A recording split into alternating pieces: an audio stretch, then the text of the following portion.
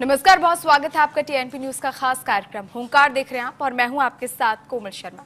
नोएडा में वेतन वृद्धि समेत कई मांगों को लेकर हुए श्रमिकों के प्रोटेस्ट के दौरान भड़की हिंसा में हर रोज नए खुलासे हो रहे हैं। पुलिस की शुरुआती जांच में कुछ डिजिटल गतिविधियों और सोशल मीडिया पोस्ट का जिक्र सामने आया है, जिनके जरिए माहौल को प्रभावित करने की बात कही जा रही है। इसके साथ ही कुछ अंतर्राष्ट्रीय लिंक के दावे भी जांच के दायरे में शामिल है। आज की चर्चा में समझेंगे कि आखिर इस पूरे घटनाक्रम की असली वजह क्या थी। क्या ये सिर्फ अफवाहों और संदेशों का असर था या फिर इसके पीछे कोई बड़ा संगठित ढांचा भी सक्रिय था?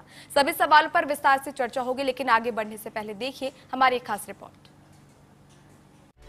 नोएडा हिंसा के पीछे पाकिस्तानी कनेक्शन, सोशल मीडिया से साजिश, बाहर से भड़काई गई हिंसा, भड़काऊ पोस्ट से फैला डर और गुस्सा। नोएडा में भड़की हिंसा अब सिर्फ स्थानीय घटना नहीं रह गई, बल्कि इस मामले में जो खुलासे हो रहे हैं वो एक बड़ी साजिश की ओर इशारा कर रहे हैं। पुलिस का दावा है कि इस हिंसा की चिंगारी सोशल मीडिया के जरिए भड़काई गई थी और इसके तार पाकिस्तान से जुड़े हुए हैं। सोशल मीडिया प्लेटफॉर्म एक्स पर कुछ ऐसे पोस्ट सामने आते हैं जो देखते ही देखते लोगों के बीच तेजी से फैलने लगते हैं। बताया जा रहा है कि कुछ एक्स अकाउंट से भड़काऊ और भ्रामक पोस्ट शेयर किए गए हैं, जिनका मकसद था इलाके में तनाव फैलाना और लोगों को उकसाना। जो उस एफआईआर का हिस्सा है, ये दोनों ही हैंडल लगातार पाकिस्तान से ऑपरेट होना पाए गए हैं। इनमें लगातार जो नेट की कनेक्टिविटी और आईपी एड्रेसेस हैं वो पाकिस्तान के हैं और इनके द्वारा समय समय पर वीपीएन का भी दुरुपयोग किया जाना पाया गया है। हिंसा वाले दिन भी इन पोस्ट का असर जल्दी दिखने लगा। गौतम बुद्ध नगर के कई इलाकों में लोगों में आक्रोश और गुस्से का माहौल बन गया। देखते ही देखते भीड़ सड़कों पर उतर आई। कई जगहों पर पत्थरबाजी हुई, लोगों पर हमले किए गए और हालात बेकाबू हो गए। हिंसा के दौरान कई वाहनों को नुकसान पहुंचाया गया। निजी और सार्वजनिक संपत्ति को निशाना बनाया गया। तोड़फोड़ और आगजनी की घटनाओं ने पूरे इलाके को दहशत में डाल दिया। मामले की गंभीरता को देखते हुए पुलिस ने आरोपियों के खिलाफ सरकारी काम में बाधा डालने के आरोप में केस दर्ज किया है। साथ ही आईटी एक्ट के तहत कार्रवाई शुरू कर दी गई है। लेकिन असली खुलासा तब हुआ जब पुलिस ने सोशल मीडिया अकाउंट्स की तकनीकी जांच शुरू की। जांच में सामने आया कि कुछ एक्स अकाउंट्स को पाकिस्तान से हैंडल किया जा रहा था, यानी नोएडा की सड़कों पर जो हिंसा दिखी उसकी स्क्रिप्ट शायद सरहद के पार से लिखी जा रही थी। इतना ही नहीं, जांच में ये भी सामने आया कि इन अकाउंट्स को चलाने वाले लोग वीपीएन का इस्तेमाल कर रहे थे ताकि अपनी असली पहचान छिपा सके। लेकिन तकनीक के जरिए पुलिस ने उनकी लोकेशन ट्रेस कर ली। नोएडा में स्थिति पूरी सामान्य है। यहाँ पर सभी वरिष्ठ अधिकारी मौजूद हैं और नोएडा में जो हमारे अधिकारी हैं उनसे लगातार संवाद में भी हैं। यहाँ पर हमारे पास डिफरेंट इनपुट्स आते हैं सोशल मीडिया के माध्यम से और हमारे 112 यूपी 112 के माध्यम से। इस पूरे मामले में कुछ ऐसे लोग और ग्रुप सामने आए हैं जिन्होंने इस प्रकरण में भड़काने का काम किया है। हमारे पास उनके इलेक्ट्रॉनिक एविडेंसेस और बाकी जो सीसीटीवी एविडेंसेस हैं वो मौजूद हैं। उनके आधार पर कार्रवाई चल रही है और श्रमिकों से हमारी यही अपील है कि उनको जो शासन है उनको जो भी उनका उचित वेतन है उसके बारे में उन्होंने निर्णय लिया है। देखिए, जो विगत दिनों जो कुछ घटनाएं हुई थी श्रमिक आंदोलन के दौरान, उसको लेकर विभिन्न थानों में जो अभियोग पंजीकृत हुए हैं, लगभग 1 दर्जन से अधिक अभियोग पंजीकृत हुए हैं। उस पे हम लोगों ने जो ऐसे उपद्रवी तत्व और असामाजिक तत्व थे जिनके द्वारा इन घटनाओं को अंजाम दिया गया था, कारित किया गया था, उसमें उनका चिन्हांकन करके उनकी पहचान करके और 62 से अधिक उपद्रवी तत्वों की हम लोगों ने गिरफ्तारी सुनिश्चित की है। आपको बता दें कि नोएडा हिंसा मामले में अब तक दर्जनों मामले दर्ज किए गए हैं। अब तक 62 लोगों की गिरफ्तारी हुई है। साथ ही और भी लोगों की पहचान की गई है, जिन्हें पकड़ने के लिए पुलिस की कई टीमें लगी हुई हैं। पुलिस का कहना है कि केवल हिंसा भड़काने वालों को ही पकड़ा जा रहा है, किसी भी श्रमिक पर कोई कार्रवाई नहीं हुई है। उन्होंने जगह जगह पे जो है फिल्टिंग और उपद्रव किया या वो जो है पुलिस पर हमला करने वाली भीड़ का हिस्सा रहे। ठीक है, इसमें हमने जानबूझ करके भीड़ का हिस्सा रहे श्रमिकों को नहीं उठाया है और इसमें से ज्यादातर जो है वो नॉन लेबर है। तो ये भी दिखाता है कि श्रमिकों की भीड़ में बाहर से आए हुए तत्व जिनका इन फैक्ट्रीज में या इन श्रमिकों से कोई भी सीधा संबंध नहीं है, वो आके इन श्रमिकों को लगातार हिंसा के लिए और कानून व्यवस्था बिगाड़ने के लिए उकसा रहे हैं। नोएडा हिंसा मामले में सामने आए पाकिस्तानी कनेक्शन को लेकर फिलहाल पुलिस और सुरक्षा एजेंसियां पूरी तरह से सतर्क है। सोशल मीडिया पर लगातार नजर रखी जा रही है और इस मामले की हर एंगल से जांच की जा रही है। Special report TNP news.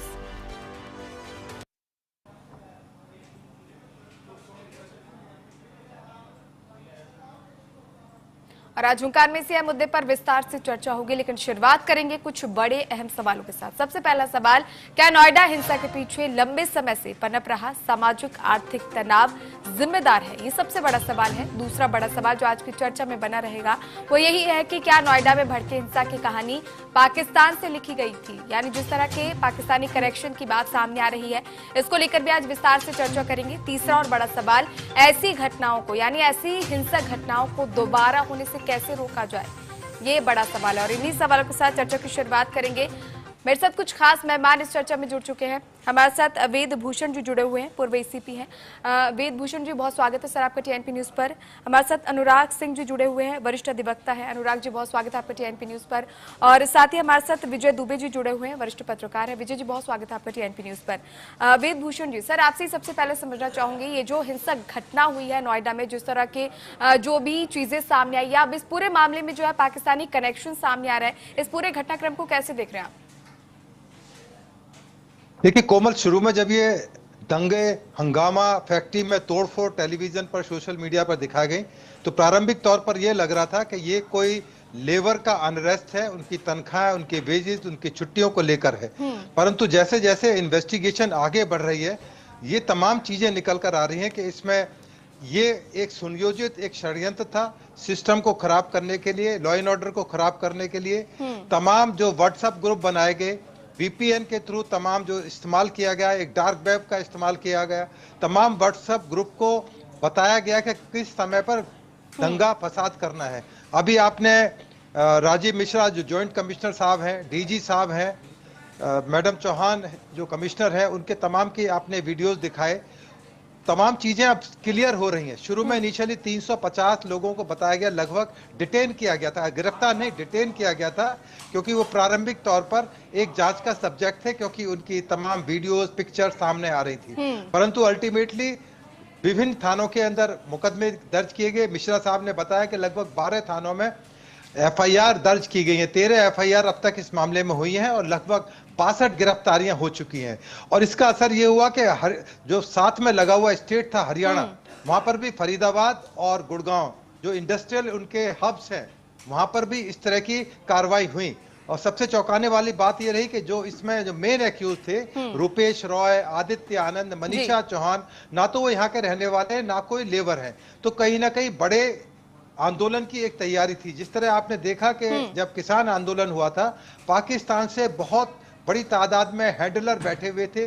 तमाम सोशल मीडिया के माध्यम से, चाहे वो व्हाट्सएप हो, VPN का इस्तेमाल किया गया हो, डार्क वेब का इस्तेमाल किया गया हो, ये तमाम एक साजिश के तहत किया गया था। परंतु उनको ये याद नहीं रहा कि ये उत्तर प्रदेश पुलिस है, यहाँ बाबा योगी का शासन है, यहाँ पर बुलडोज कर दिए जाते हैं इस तरह के प्रोग्राम। और मैं उम्मीद करता हूं कि जो 62 गिरफ्तारियां हुई हैं, उनकी अच्छी खातिरदारी उत्तर प्रदेश पुलिस ने करी होगी, और नहीं हो तो अभी जो बकाया रह गए हैं उनकी अच्छी खातिरदारी की जाएगी। तमाम लीगल एक्शन लिए जा रहे हैं। अभी जिस तरह से NSA लगाने की बात की जा रही है, जब ये सालों तक NSA के तहत जेल के अंदर पड़े रहेंगे, तमाम बड़ी अदालतों का धक्के खाते रहेंगे, तब इनको पता लगेगा कि उत्तर प्रदेश के अंदर वो अब सीन नहीं है कि आप कुछ भी कर निकल जाएं। तो आने वाला समय जो भी समाज में इस तरह की हिंसा भड़काने की कोशिश करेगा, जो ये माहौल बिगाड़ने की कोशिश करेगा, उसके खिलाफ जरूर जो है वो सख्त एक्शन लिए जाएंगे। और ये संदेश सरकार और पुलिस प्रशासन लगातार बिल्कुल साफ तौर पर देती हुई नजर आ रही है। फिलहाल आप सभी मेहमान मेरे साथ बने रहिए, आपको सीधे लोकसभा लिए चलते हैं, जहां केंद्रीय गृह मंत्री अमित शाह क्या कुछ कह रहे हैं आपको सुनाते हैं। मान्यवर, इस चर्चा को अगर बारीकी से कोई शब्दों में ही सुनेगा तो महिला आरक्षण के लिए जो संविधान संशोधन है, इसका किसी ने विरोध नहीं किया है। सबने बोलने के लिए तो बोला है कि हम महिला आरक्षण के पक्ष में है, ये संविधान संशोधन जो आया है उसका हम स्वागत करते हैं, मगर उसको बारीकी से देखें तो इंडी अलायंस के सभी सदस्यों ने अगर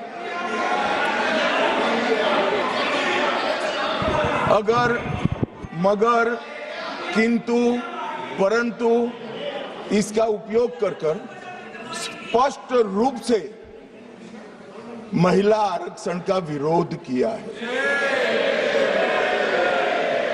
और मान्यवर कई जगह पे ऐसा दिखाई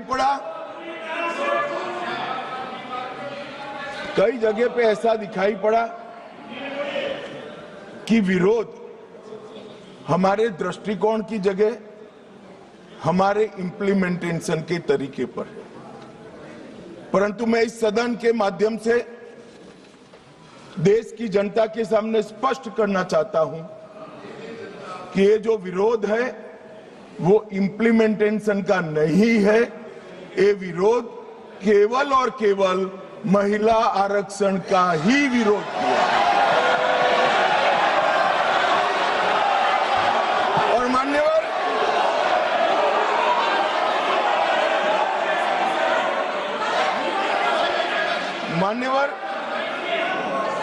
मैं ये बात को जब बोलता हूं तब मेरी जिम्मेदारी बनती है कि इस सदन को इस बात से मैं कन्विंस करूं कि तरीकों का विरोध नहीं है, बिल के तत्व का, महिलाओं के आरक्षण का विरोध है। मान्यवर, ये 3 विधेयकों में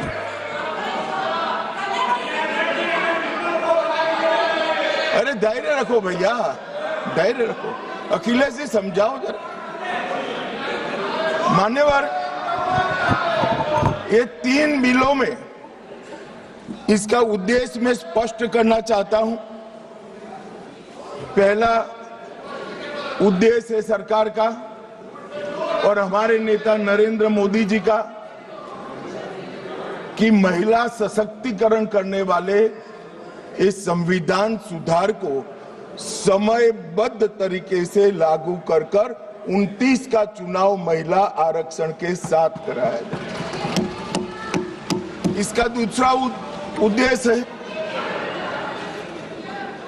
एक व्यक्ति एक वोट और एक मूल्य, ये सिद्धांत हमारे लोकतंत्र की नींव में जो हमारी संविधान सभा ने तय किया था, वो सिद्धांत के स्पिरिट को यहां पर लागू किया गया। मान्यवर, ये पूरे सदन में 543 सदस्य बैठते हैं। किसी की सीट में वोटर्स की संख्या 39 लाख है, किसी की 60,000, और ढेर सारी सीटें ऐसी हैं जो 70 के दशक में फ्रीज हो गए, तब से लेकर आज तक इतनी बड़ी हो गई है कि सांसद अपने मतदाता को अपना मुंह भी नहीं दिखा सकता, क्योंकि इतनी बड़ी आबादी को वो कैसे संभाल पाए। मान्यवर, जो मतदाता है उसकी अपेक्षाएं होती है, उनकी समस्याएं होती है, और समस्याओं के निराकरण के लिए वो सांसद के पास भी जाना चाहता है, मिलना भी चाहता है। क्या इस सदन में जो विरोध करते हैं उसमें से कोई मुझे समझा सकता है कि जिस सांसद के कॉन्स्टिट्यूएंसी में 39 लाख वोटर हो, वो किस प्रकार से अपनी सांसद की जिम्मेदारी का निर्वहन करेगा? और इसी विषय को दृष्टिगत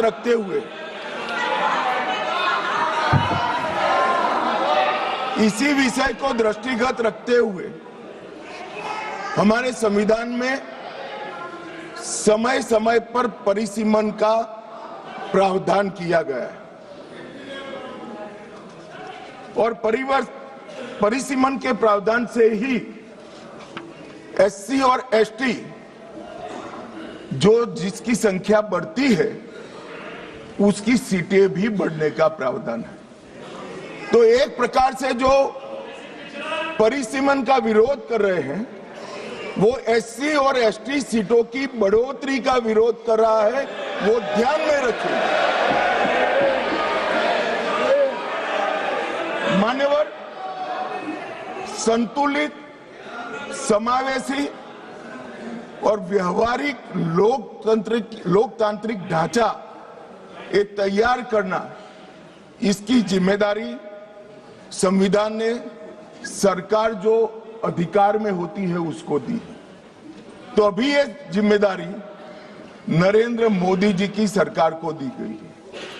उनको पसंद नहीं है, मगर ये तो देश की जनता निर्णय करती है। वो वंश परंपरागत नहीं होता है, वो लोग चुनकर देते हैं। संघीय संतुलन बनाने रखना, लोकसभा में जनसंख्या के अनुरूप प्रतिनिधित्व आना और राज्यों की शक्तियों के बीच में भी संतुलन बनाना, ये परिसीमन के उद्देश्य संविधान सभा की चर्चा और हमारे संविधान में परिसीमन का जो जिक्र है उसमें कहे। इसके साथ साथ नए भूगोल, प्रशासनिक वास्तविकताओं और शहरीकरण और रोड, रास्ते, रेल से बढ़ी हुई कनेक्टिविटी और नए जिले, ये सबका संज्ञान परिसीमन में लेना होता है, क्योंकि ये सारी चीजें सांसद को अपनी ड्यूटी का निर्वहन करने के लिए बहुत जरूरी है। मान्यवर, संविधान के अनुच्छेद 81, 82 और 170 इसके अंदर ये सारे सिद्धांतों को समाहित किया गया है और उसी के निर्वहन के लिए नरेंद्र मोदी जी के नेतृत्व में सरकार ये संवैधानिक सुधार लेकर आई। महिला सशक्तिकरण, समान प्रतिनिधित्व और संतुलित संघीय ढांचे का निर्माण करने की जिम्मेदारी के निर्वहन से ही आए। मान्यवर, कई सारे सदस्यों ने अनेक प्रकार की आशंकाएं व्यक्त की। उन्होंने ये कहा कि अभी क्यों लाए, तो मैं ये बताना चाहता हूं कि जो नारी शक्ति वंदन अधिनियम आया उसमें जिक्र है कि 2026 के बाद होने वाली जनगणना के बाद जो परिसीमन होगा उसमें महिलाओं के लिए आरक्षण सुनिश्चित करेगा। अब ये पूछते हैं तो उस वक्त काफी सदस्यों ने पूछा है कि बिल लाते वक्त आपने जिक्र क्यों किया 26 के बाद की जनगणना। मान्यवर, हमने नहीं किया है। 71 में इनकी सरकार थी, इंदिरा जी की सरकार थी, तब इसको फ्रीज कर गई थी और वो फ्रीज के कारण हमें इसका जिक्र करना पड़ा। वो फ्रीज की हुई सीटों की संख्या उठाते हैं तभी ये नारी शक्ति वंदन अधिनियम का इम्प्लीमेंटेशन होता है, इसलिए हम लेकर आए। और 71 से अब तक सीटों की संख्या फ्रीज रही और चलते चलते चलते मैं कुछ सीटों का नाम बोलना चाहता हूं। माननीय मल्काजगिरी, तेलंगाना 48 लाख संख्या मतदाताओं की, बेंगलुरु उत्तर 29 लाख संख्या, बेंगलुरु दक्षिण 29 लाख संख्या, गाजियाबाद जहां से कभी रक्षा मंत्री जी भी सांसद रहे 28 लाख संख्या, उत्तर पश्चिम दिल्ली 27 लाख संख्या। 127 सीटें ऐसी है मान्यवर जिसमें 20 लाख से ज्यादा वोटर्स है, 20 लाख से ज्यादा। अब मुझे कोई बताए भला, जहां 48 लाख वोटर है वो सांसद कैसे 48 लाख मतदाताओं की अपेक्षाओं के साथ अपने आप को मैच कर, इसकी पूर्ति अरे अखिलेश भाई, एक लेवल की बात चल रही है यार, कहां केंद्रीय विद्यालय कर रहे हो अभी, इसका समय आएगा।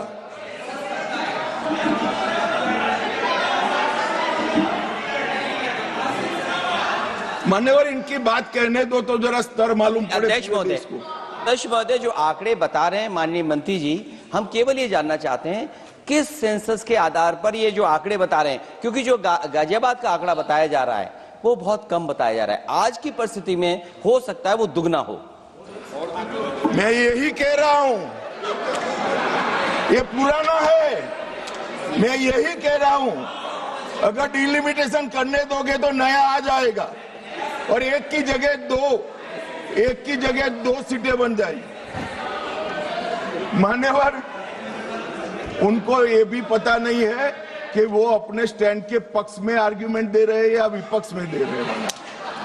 मान्यवर, 127 सीटें ऐसी है जहां 20 लाख से ज्यादा वोटर है। अब इसमें एक व्यक्ति, एक मत और एक मूल्य, इस सिद्धांत का पूर्णतया उल्लंघन होता है। कहीं पर तो 45 लाख मतदाताओं के समूह को एक प्रतिनिधि मिला है और कहीं पर 6 लाख मतदाताओं के समूह को एक प्रतिनिधि मिला है। तो मत का मूल्य जो एक होना चाहिए वो नहीं हुआ है मान्यवर। और मैं विश्वास दिलाता हूं कि डिलिमिटेशन के लिए ये लोग सहयोग कर दे, हमें भरोसा करें और डिलिमिटेशन करने दें तो ये मूल्य एक समान हो जाए।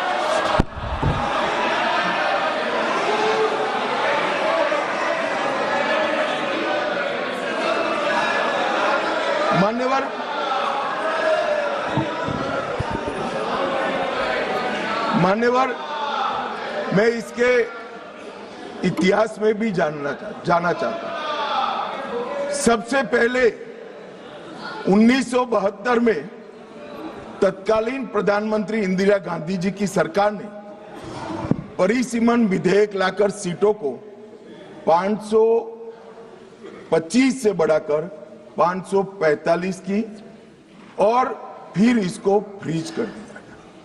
76 में सत्ता बचाने के लिए इमरजेंसी के काल में 42वें संशोधन द्वारा परिसीमन पर रोक लगा दी।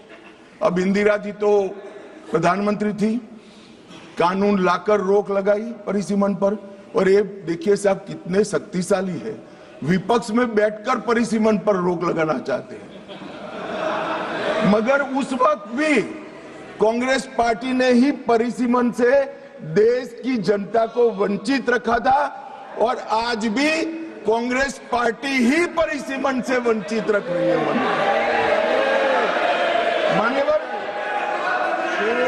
2001 में 84वां संशोधन हुआ और 2026 तक सीटों की संख्या को फ्रीज कर दिया गया। तो ये जो कह रहे हैं कि नारी शक्ति वंदन अधिनियम में 2026 कहां से आया, तो वो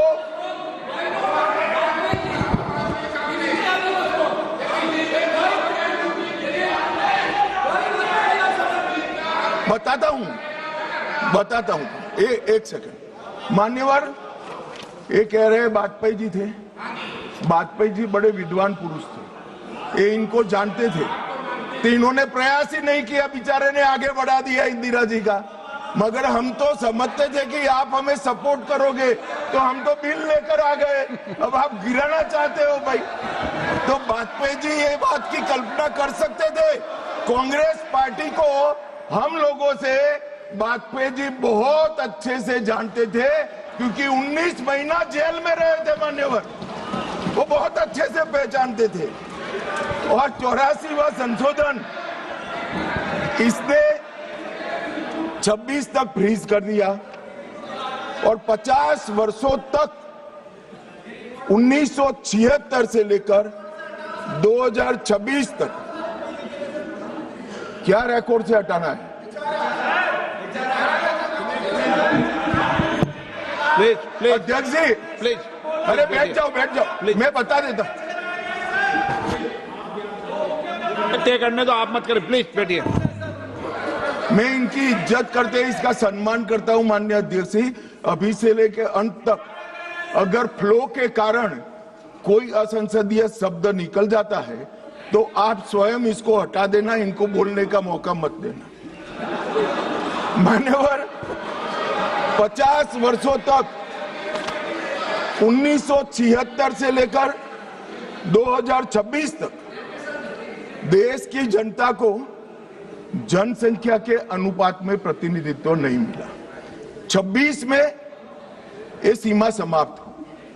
अब 26 में सीमा समाप्त होने के बाद अगर डिलिमिटेशन करते हैं तो डिलिमिटेशन 29 के पहले समाप्त नहीं हो सकता, क्योंकि परिसीमन आयोग का एक नियम है कि हर कॉन्स्टिट्यूएंसी में जाकर पब्लिक हियरिंग देना होता है।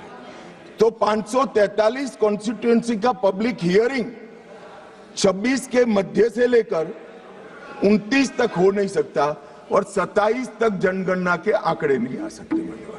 तो स्वाभाविक है अगर हम 29 का चुनाव नारी शक्ति वंदन अधिनियम के स्पिरिट के साथ कराना चाहते हैं, इस देश के 50% मतदाताओं को इस महान सदन में 33% आरक्षण देना चाहते हैं, तो अभी ही ये लाना पड़ेगा। ये जो पूछ रहे थे क्यों अभी आ रहा है, इसके लिए मैं पूरी बात समझा रहा हूं। वैसे मैं मानता हूं ये समझे हुए, मगर मान्यवर कहावत है ना, सोता है उसको जगा सकते हैं, जो जागता ही पड़ा हो उसको कोई उठा नहीं सकता। ये सब समझते हैं मगर एक भ्रांति खड़ी करना चाहते हैं।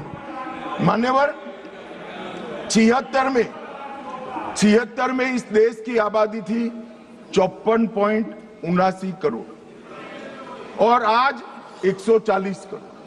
तो 54.79 करोड़ आबादी में जितने सांसद थे उतने ही 140 करोड़ की आबादी के बाद रखना, ये इनका मानना है। मान्यवर, आर्ग्यूमेंट क्या दिए गए कि सबको बोलने का कम मिलेगा, 0 ओवर में मौका नहीं मिलेगा। मान्यवर, सरकार का दायित्व है कि सदन के सदस्यों की संख्या बढ़ेगी तो सरकार सदन के दिनों की संख्या भी बढ़ाएगी। और मान्यवर, आप तो बड़े दयालु हो, रात को 12-12 बजे तक सबको 0 ओवर का मौका देते हैं। और एक तीसरा भी तरीका है साहब, तीसरा भी तरीका है कि अभी जो समय राहुल गांधी जी के अप्रोच के कारण जाया जाता है, वो राहुल जी भी बंद कर दे तो अपने आप बोलने का सबको टाइम मिल जाएगा। ये विरोध कर स्थगन करा कर जो समय बेकार कर देते हैं, वो अगर वो भी बंद कर दे तो कुछ सरकार बढ़ाएगी, कुछ राहुल जी बढ़ाएंगे और कुछ आप बढ़ा लोगे, तो समय की चिंता किसी को करने की जरूरत नहीं है। मान्यवर, परिसीमन आयोग वो एक प्रकार से संवैधानिक अधिकार है हर मतदाता को अपना प्रतिनिधित्व समान रूप से प्राप्त करने का, और 120% की वृद्धि होने के बाद ये कभी हो नहीं सकता कि एक समान। मैं तमिलनाडु का ही उदाहरण देना चाहता हूं। मान्यवर, तमिलनाडु में 39 सीटें हैं। अगर डीएमके का मानकर हम इसी 543 सीट में आरक्षण करते हैं तो 13 सीटें महिलाओं के लिए आरक्षित हो जाएगी और 26 सीटें ओपन रहेगी। अगर 2011 की जनगणना के आधार पर करते हैं तो तमिलनाडु की सीटें 6 कम हो जाएगी, परंतु हम वो नहीं कर रहे। हम 50% वृद्धि हर राज्य की कर रहे हैं, जिससे किसी का प्रोरेटा नहीं। तो अब क्या होगा, 59% सीटों में 20 सीटें बढ़ेगी और 39 सीटें महिला ओपन रहेगी और 20 सीटें महिलाओं के लिए आरक्षित रहेगी। मान्यवर,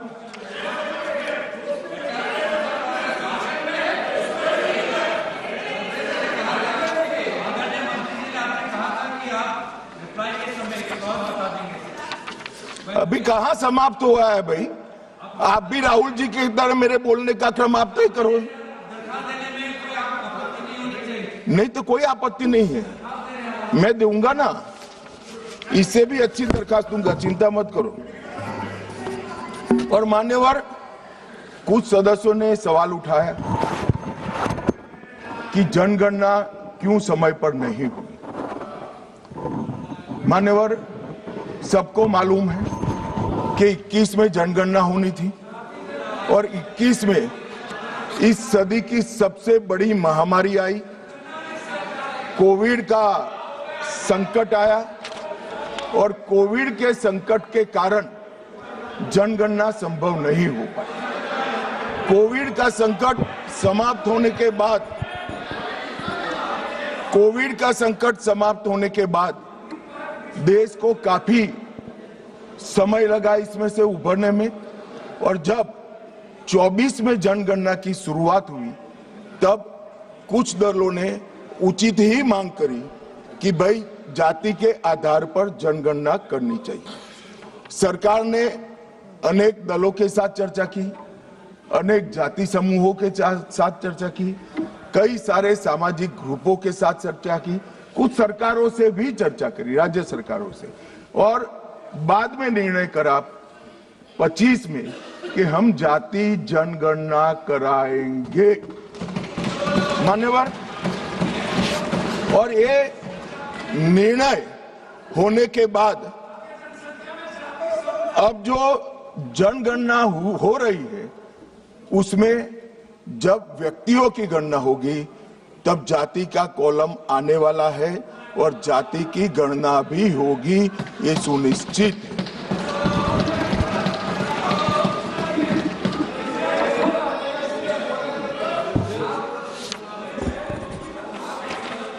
मान्यवर, मैं पहले भी जो जनगणना हुई है कांग्रेस पार्टी के समय में, इसके भी प्रश्नोत्तरी को स्टडी किया हूं। जब बिल्डिंग की जनगणना होती है उस वक्त जाति जनगणना तो ये करते ही नहीं थे, परंतु धर्म भी नहीं पूछा जाता था और कुछ नहीं पूछा जाता था। मगर जब व्यक्ति की जनगणना होती है तब ये सारे सवाल आते हैं, कितना पढ़े लिखे हो, कब जन्म हुआ था, धर्म क्या है। अब यह भी पूछेंगे कि जाति क्या है। इसमें किसी को संशय करने की जरूरत नहीं है। नरेंद्र मोदी जी ने दूरदर्शिता के साथ आपको पहचान कर कैबिनेट प्रस्ताव में जनगणना की जाति के साथ होगी वो प्रस्ताव पारित। तो इसमें कोई भी कंफ्यूजन रखने की। पीयूष भाई, क्या अपेक्षा रख रहे हो? ये जाति जनगणना की डिमांड नहीं कर रहे हैं, हमें उलझाना चाहते हैं। अब पीयूष भाई बेचारे भोले हैं, वो कहते हैं कि जाति जनगणना की घोषणा करे, ताली बजाओ। हम कर रहे हैं तो ये ताली नहीं बजाएंगे। उनको जाति जनगणना से कोई लेन देन नहीं है, उनको यहाँ बैठने से लेन देन है जो नहीं होने वाला है भैया। अभी मान्यवर, मैं फिर से एक बार 140 करोड़ की जनता के मन में किसी की भी प्रकार का भ्रांति, कंफ्यूजन न हो, इसलिए स्पष्ट करना चाहता हूं कि नरेंद्र मोदी जी की कैबिनेट ने जाति जनगणना का जो निर्णय किया है वो कैबिनेट प्रस्ताव में 26 की जनगणना जाति के साथ कराने का निर्णय किया है। और मान्यवर,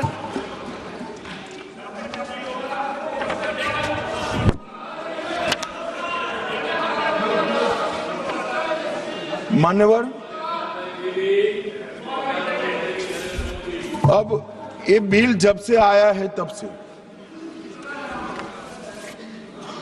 विपक्ष ने कुछ भ्रांतियां फैलाना शुरू की। सबसे पहली भ्रांति फैलाना शुरू की कि जाति जनगणना को टालने के लिए ये कर रहे हैं। जाति जनगणना को टालने के लिए हम ये संविधान संशोधन लेकर आए हैं। मैं इनको बताना चाहता हूं मान्यवर, 3 माह पहले जाति जनगणना का पूरा टाइम टेबल हम घोषित कर चुके हैं, टालने का सवाल ही नहीं है। जातिवार जनगणना की शुरुआत हो गई है, उसका पहला चरण जो है वो अभी चल रहा है। फिर आए कि दक्षिण को अन्याय हो जाएगा। कल मुझे थोड़ा भय लगा कि उत्तर बनाम दक्षिण का नैरेटिव एक रात के लिए भी दक्षिण के राज्यों में नहीं होना चाहिए। मैं फिर से स्पष्ट कर देता हूं, दक्षिण का राज्यों का इस सदन पर इतना ही अधिकार है जितना उत्तर के राज्यों का अधिकार है। अरे दक्षिण छोड़िए, छोटी सी यूटी लक्षद्वीप का भी इतना अधिकार है जितना उत्तर प्रदेश, गुजरात और बिहार का।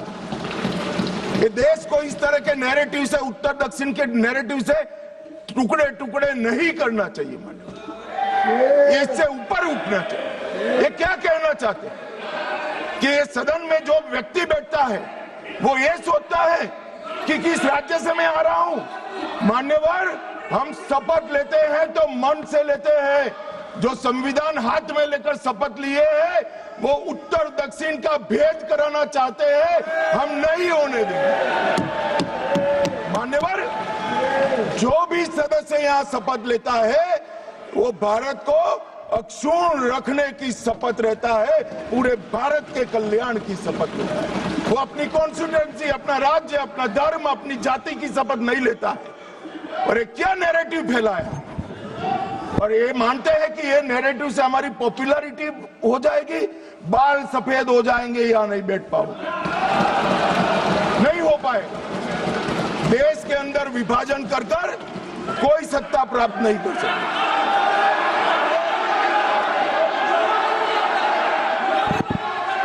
मान्यवर,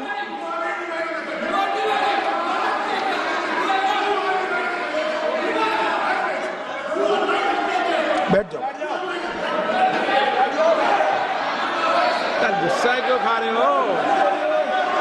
इतना गुस्सा मत खाओ, प्लीज प्लीज। इतना सदन में, मारन जी, सदन में इतना गुस्सा नहीं करते हैं, शांत। मान्यवर,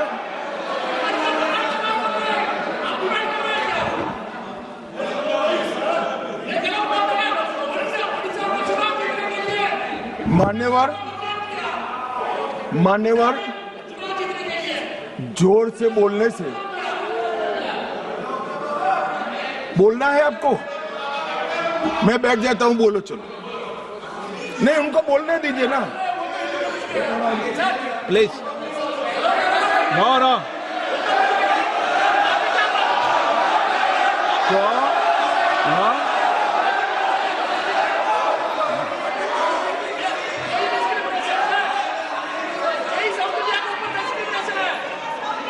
मान्यवर,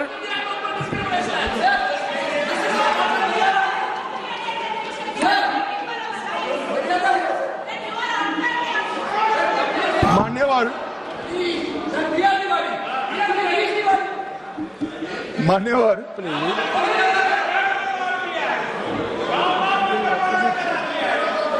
माननीय अध्यक्ष जी,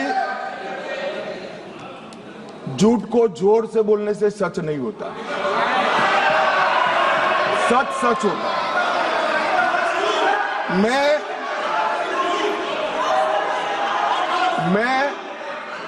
बड़ी शांति से समझा रहा हूं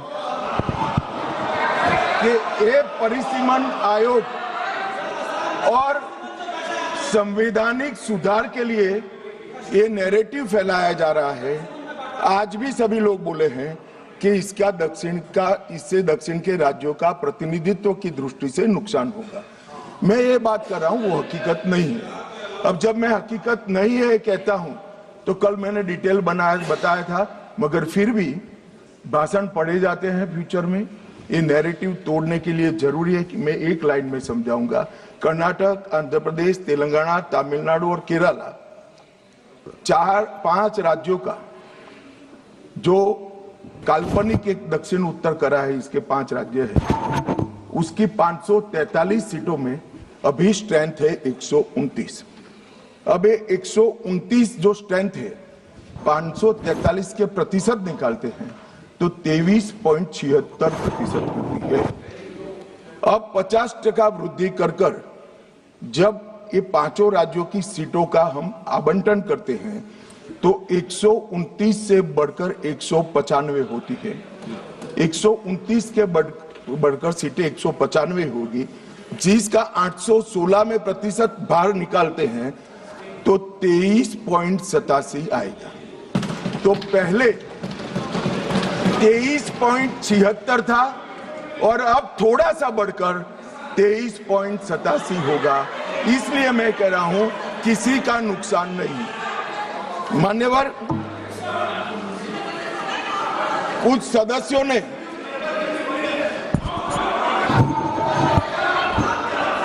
मान्यवर आप पारित कराने की सहमति दो, अभी पेश करा देंगे।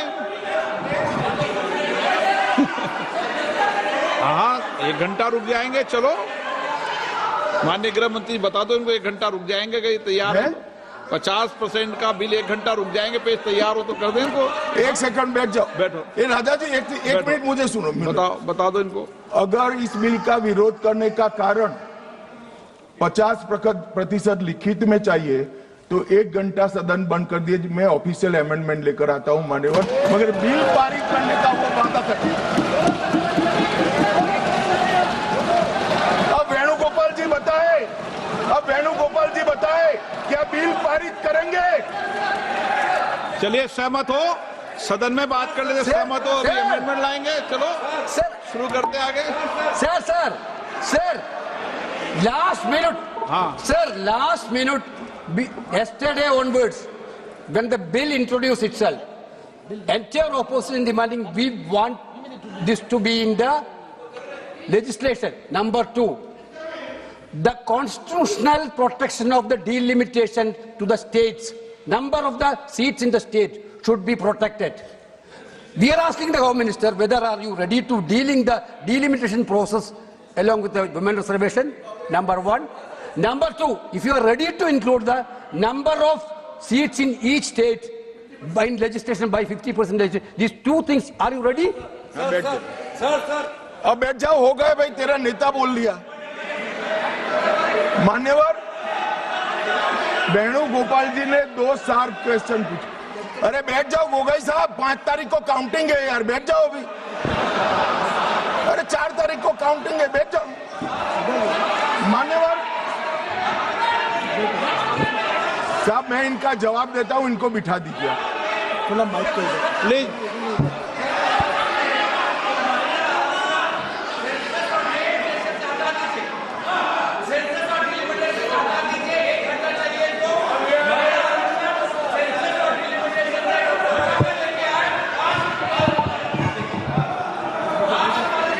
अखिलेश जी से पूछ लेना।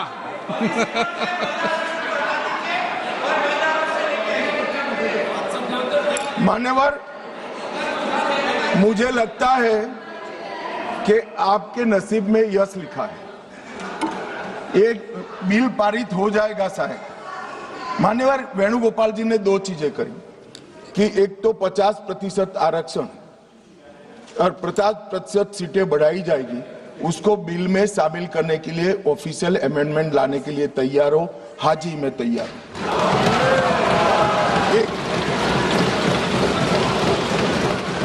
एक सेकंड, अब नहीं होता भाई, बैठ जाओ। दूसरा भी बताता हूं मान्यवर, 1 घंटा आप सदन स्थगित कर दीजिए। 1 घंटे में मैं मेरा ऑफिशियल अमेंडमेंट मेरे पास में तैयार है, जेरोक्स कराकर सभी सदस्यों को सर्कुलेट कर दूंगा, क्योंकि हमें 50% सीट बढ़ानी है, हमें कुछ छुपाना नहीं है, हमें कोई चोरी करनी नहीं है, तो हम कर देंगे। और दूसरा उन्होंने कहा कि डिलिमिटेशन 26 की जनगणना का, ये झांसे में मैं नहीं आऊंगा, क्योंकि ये इसके माध्यम से अरे बैठ जाओ ना, बैठ जाओ।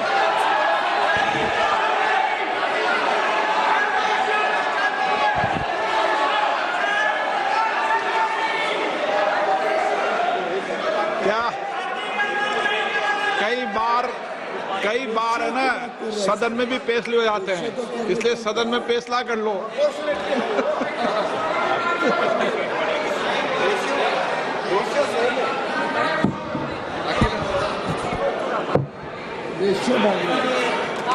माइक ही नहीं है। अध्यक्ष महोदय, क्योंकि आपने कहा और माननीय मंत्री जी कुछ बात रख रहे हैं और हमारी तरफ से कोई बात आई है, अभी तक 11 साल का जो अनुभव है लगभग, अध्यक्ष महोदय, अगर भारतीय जनता पार्टी ये लिख करके दे देगी कि हम महिला प्रधानमंत्री बनाएंगे, तब भी हम इन पर भरोसा नहीं करेंगे। मान्यवर, इसलिए ऑफिशियल अमेंडमेंट मैं बाद में इसका जवाब देता हूं। मान्यवर, मैं इस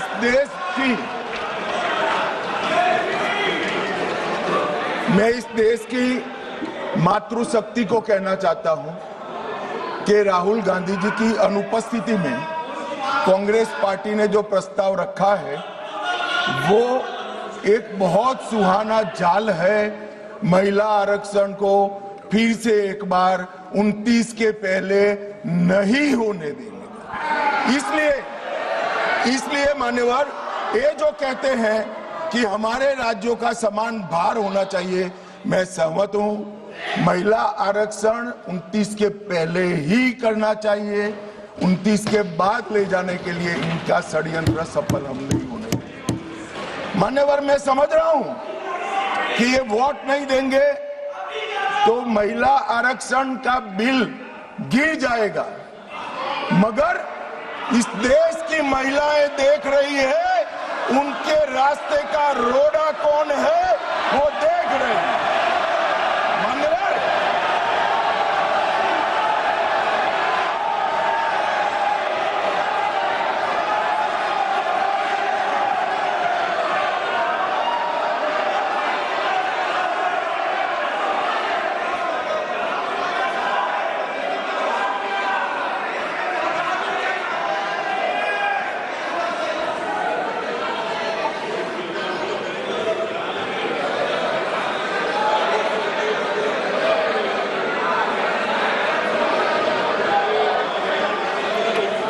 मान्यवर, यहां पर तो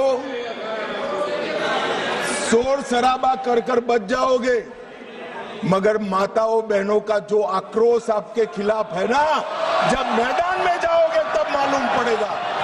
भागते हुए रास्ता नहीं मिलेगा।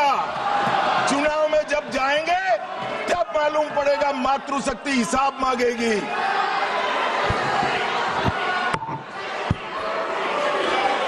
मान्यवर, यहां कुछ सदस्यों ने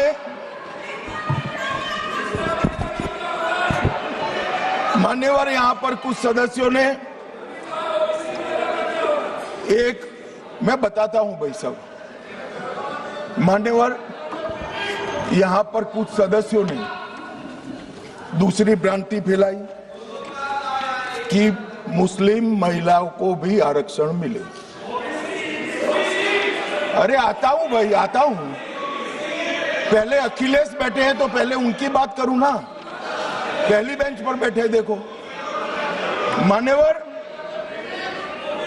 मैं यहां सरकार की, संविधान की और भारतीय जनता पार्टी की नीतियों की पॉलिसी के बारे में स्पष्ट करना चाहता हूं। भारतीय संविधान धर्म के आधार पर आरक्षण को स्वीकार नहीं करता है। मान्यवर,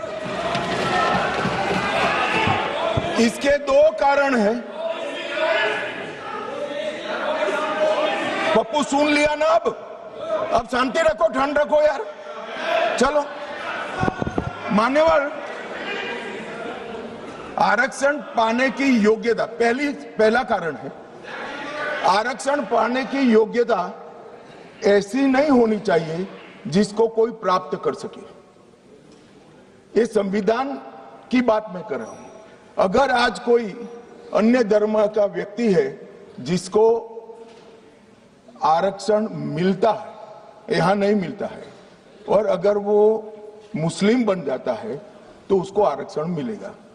तो आरक्षण जन्म से ही मिलता है मान्यवर, किसी प्रकार से प्राप्त नहीं किया सकता, इसलिए वहां पर उसको सील किया है। और दूसरा, ओवैसी जी ध्यान से सुनना, दूसरा अनुच्छेद 15(4) के अनुसार आरक्षण उन लोगों के हैं उन लोगों के लिए है जो सामाजिक और शैक्षिक रूप से पिछड़े वर्ग में आते हैं या अनुसूचित जाति और अनुसूचित जनजाति में पैदा हुए हैं। अनुच्छेद 16(4) इसके तहत आरक्षण पिछड़े वर्ग को नागरिकों को दिया जाता है। अब संविधान में कहीं पर भी धर्म के आधार पर आरक्षण देने की मान्यता नहीं है। ये इंडी अलायंस वालों ने अपनी तुष्टीकरण की राजनीति के कारण इस देश में मुस्लिम आरक्षण की डिमांड खड़ी करना चाहते हैं और इस संविधान की बात करते हैं। कोई भी संविधान पढ़कर बता दे मुझे, संविधान के किस आर्टिकल से धर्म के आधार पर आप आरक्षण करोगे? कोई बता दे मुझे, एक भी आर्टिकल में कोई प्रोविजन नहीं। मान्यवर, इसलिए भारतीय जनता पार्टी, हमारी सरकार, दोनों का नीति स्पष्ट है। जो संविधान सम्मत नहीं है वो धर्म के आधार पर आरक्षण हम ना भी देंगे ना कभी किसी को देने देंगे।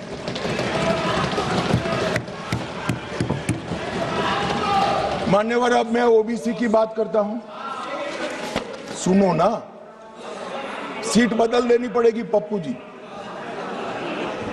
मान्यवर, इस देश में ओबीसी का सबसे बड़ा कोई विरोधी पार्टी है तो मैं बिल्कुल कंफ्यूजन के बगैर कह सकता हूं कांग्रेस पार्टी है। इन्होंने चौधरी चरण सिंह और सीताराम केसरी का अध्यक्ष का, दोनों को काल पूरा नहीं कर रहे। 1957 में, ध्यान से सुनना, अखिलेश जी कहां बैठे हो आपको मालूम होना चाहिए। 1957 में काका साहेब कालेलकर समिति के सुझाव आए जो ओबीसी को आरक्षण देते थे। उन्होंने काका साहब कालेलकर समिति के पूरे सुझावों को ठंडे बस्ते में डाल दिया। 1980 में, ये जवाहरलाल जी थे, 1980 में इंदिरा जी आई, मंडल आयोग का सुझाव आया और मंडल आयोग के सुझाव को इंदिरा जी ने ठंडे बस्ते में डाल दिया। 90 में जब वीपी सिंह आए तब वो मंडल आयोग का इंप्लीमेंटेशन लेकर आए और उस वक्त मान्यवर विपक्ष के नेता राजीव गांधी थे। तो नेहरू जी, इंदिरा जी और अब राजीव गांधी, उन्होंने यहां पर अपने जीवन का सबसे लंबा भाषण मंडल आयोग का विरोध करने में किया, अपने जीवन का सबसे। और कांग्रेस ने 51 और 71 दोनों में जाति जनगणना का भी विरोध किया। मान्यवर, अब क्योंकि अब मेल नहीं खा रहा है, 15-20 बार चुनाव हार गए, तो अब ये ओबीसी के हितैषी बनने आए हैं। मान्यवर, मैं आज आपके सामने कहना चाहता हूं, कांग्रेस पार्टी ने अब तक एक भी ओबीसी का प्रधानमंत्री नहीं दिया। भारतीय जनता पार्टी ने नरेंद्र मोदी और अति पिछड़ा समाज के व्यक्ति को प्रधानमंत्री बनाया। मान्यवर, इन्होंने काका साहेब कालेलकर समिति में विरोध किया। मंडल आयोग के रिपोर्ट को इंदिरा जी ने ठंडे बस्ते में डाला और जब लागू होता था राजीव गांधी जी ने भी विरोध किया। मान्यवर, मैं आज बताना चाहता हूं कि नरेंद्र मोदी सरकार में 27 मंत्री ओबीसी समुदाय में है, जो 40% होता है।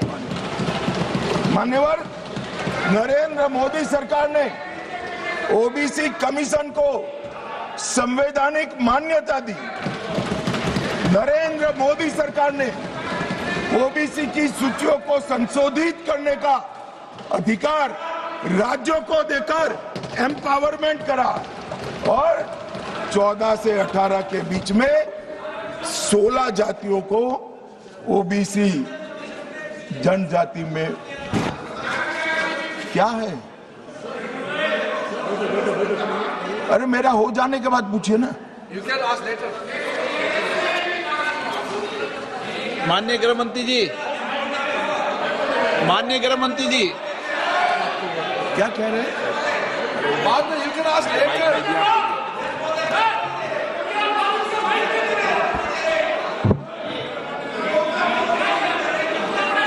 मान्यवर,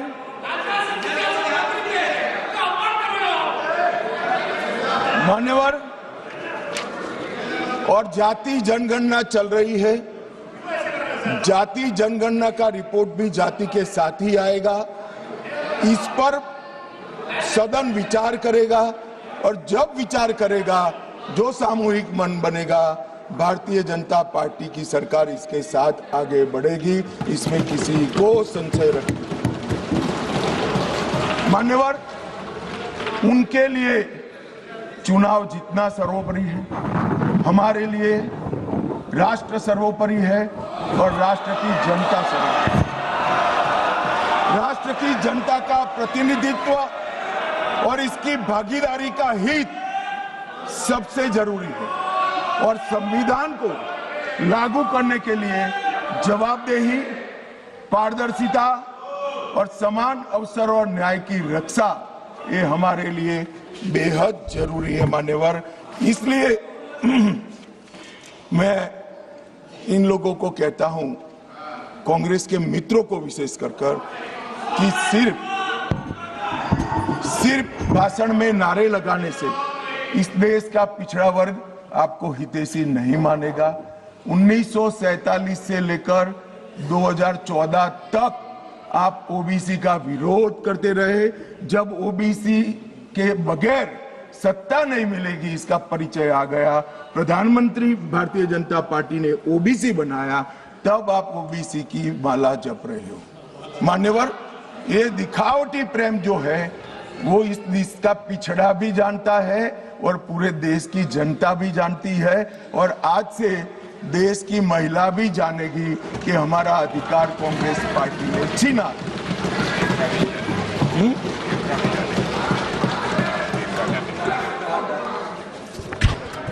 मान्यवर, अब मैं महिला आरक्षण पर बताना चाहता हूं। सबसे पहले 1992 में श्री नरसिम्हा राव 72 और 73 का संविधान संशोधन लेकर आए और माताओं बहनों को 33% आरक्षण पंचायत में देने का एक स्तुत्य काम नरसिम्हा राव जी ने करा।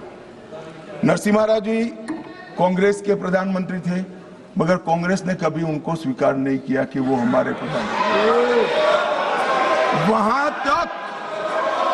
वहां तक मान्यवर संस्कार में किसी को जाने नहीं दिया था। इसके बाद 96 में देवगौड़ा जी प्रधानमंत्री बने और 81वां संशोधन विधेयक सितंबर 1996 में यहां पर रखा गया।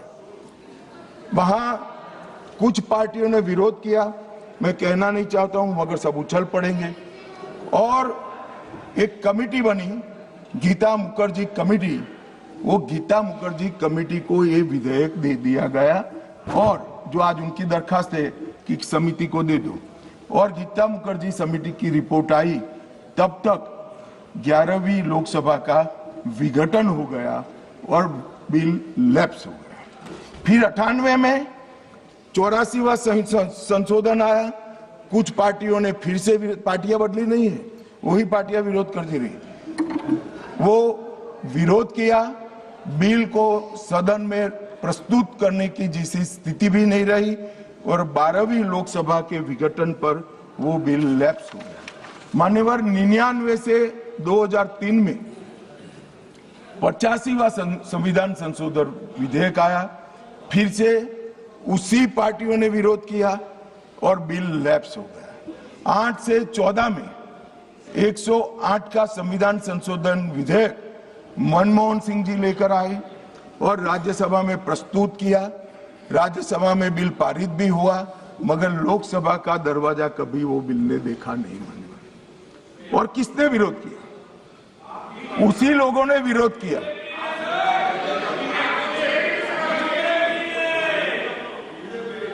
मान्यवर, मैं रिकॉर्ड क्लियर करना चाहता हूं, भले माइक के बगैर बोले हैं, बीजेपी ने इस बिल का कभी विरोध नहीं किया। ये रिकॉर्ड में क्लियर करना चाहता हूं। मान्यवर, जब ये लोकसभा में आया तब सरकार को समर्थन देने वाली पार्टियों ने इसका विरोध किया। ये मानो अभी कांग्रेस पार्टी कर रही तो हम नहीं समझा सकते, मगर भला लल्लन सिंह जी कैसे विरोध करेंगे? ये तो हमारे साथ है, ये तो बिल का समर्थन करेंगे। मान्यवर, कांग्रेस पार्टी के समर्थक पार्टियों ने मनमोहन सिंह सरकार का ये बिल का विरोध किया।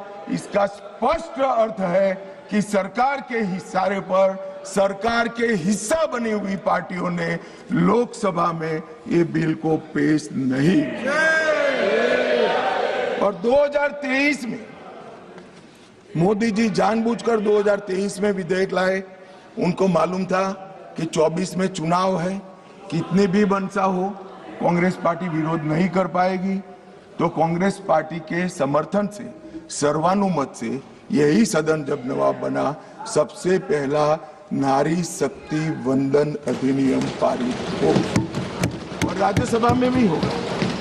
तो मान्यवर, हम तो मानते थे कि अब हो गया, मगर जब इम्प्लीमेंटेशन कराने में आए तो किंतु परंतु मगर अगर ये सारी चीजें छोड़कर आज फिर से विरोध कर रहे हैं। 5वीं बार इंडिया अलायंस की पार्टियां विरोध कर रही है। मान्यवर, ये देश की महिलाएं कभी नहीं भूलेंगी। जब ये चुनाव में जाएंगे, महिलाओं का आक्रोश उनको सामना करना पड़ेगा और रास्ता नहीं मिलेगा। मान्यवर, ये बदलाव की जरूरत क्या है?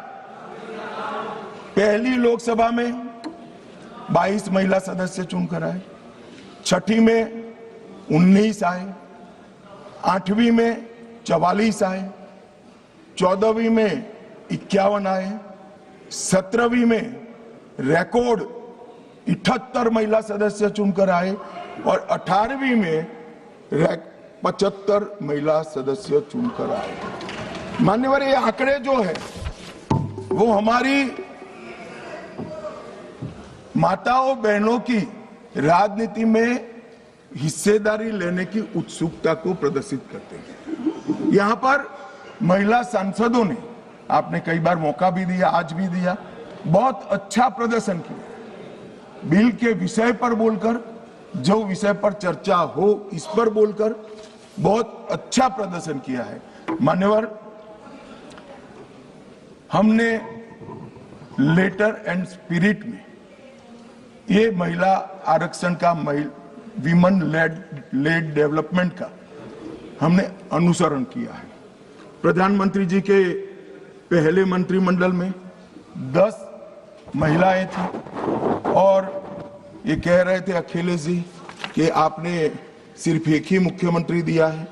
हमारे यहाँ सुषमा स्वराज जी दिल्ली की पहली मुख्यमंत्री बनी, उमा भारती जी मध्य प्रदेश की पहली मुख्यमंत्री बनी, वसुंधरा राजे जी राजस्थान की पहली मुख्यमंत्री बनी, आनंदीबेन पटेल गुजरात की पहली मुख्यमंत्री। मान्यवर, एक बात पर मैं ध्यान दिलाना चाहता हूँ, ये सब जगह भाजपा की महिला नेत्रियां पहली, हाँ अभी है, मगर ये तो पहली बार बनी।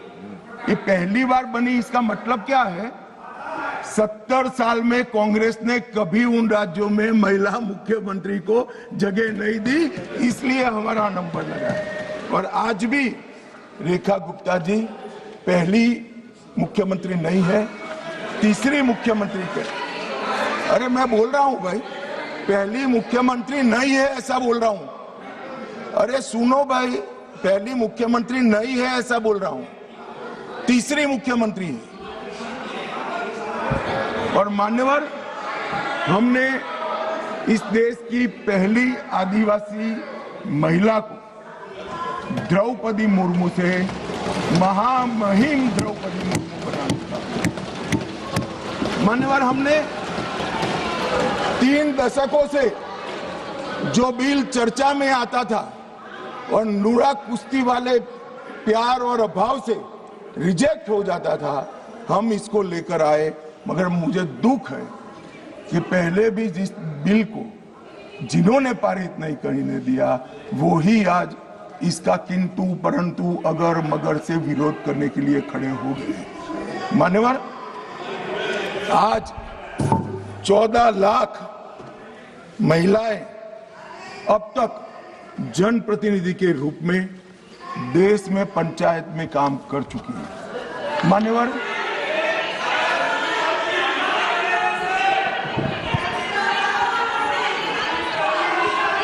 क्या बोल रहे हैं?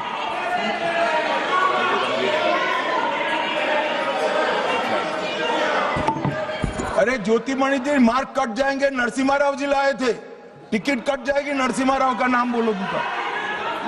मान्यवर, इस 11 साल में सिर्फ महिला प्रतिनिधित्व की बात नहीं, इस देश की माताओं बहनों का, मातृशक्ति का, महिलाओं का जीवन सुचारू रूप से चले, इसलिए ये 11 साल में 15 करोड़ घरों में नल से पानी पहुंचा है। मान्यवर, नल से पानी पहुंचता है तो सबसे ज्यादा फायदा माताओं बहनों को।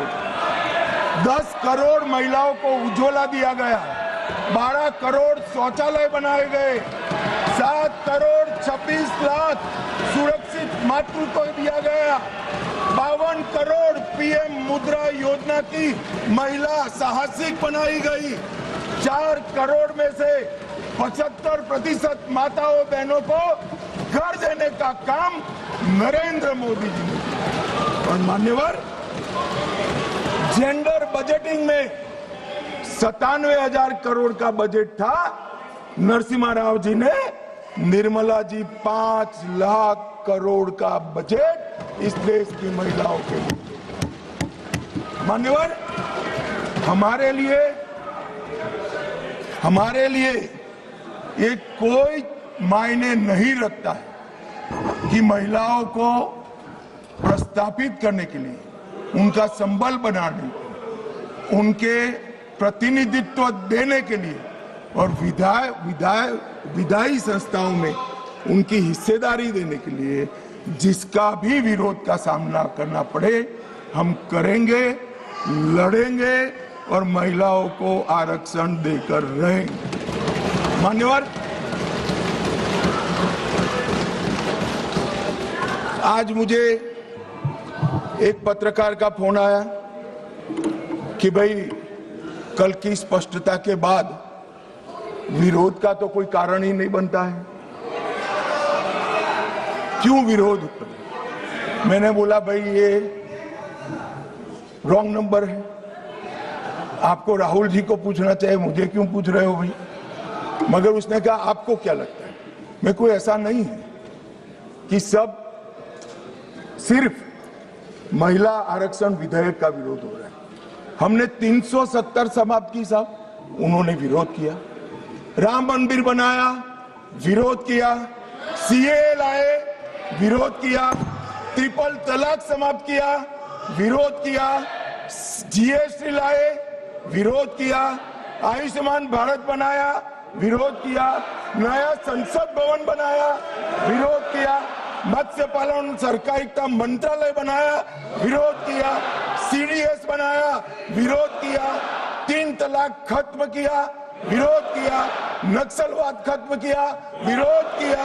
आतंकवाद को सत्ते में डाला, विरोध किया। सर्जिकल स्ट्राइक, विरोध किया। एयर स्ट्राइक, विरोध किया। ऑपरेशन सिंदूर, विरोध किया। मान्यवर,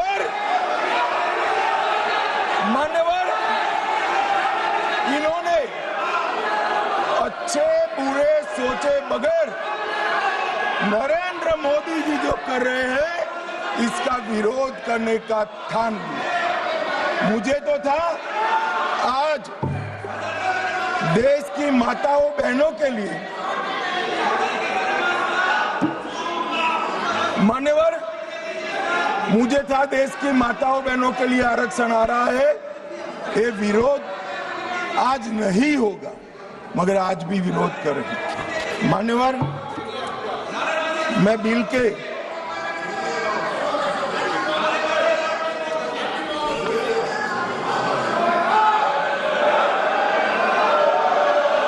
नारेबाजी मत करिए प्लीज प्लीज।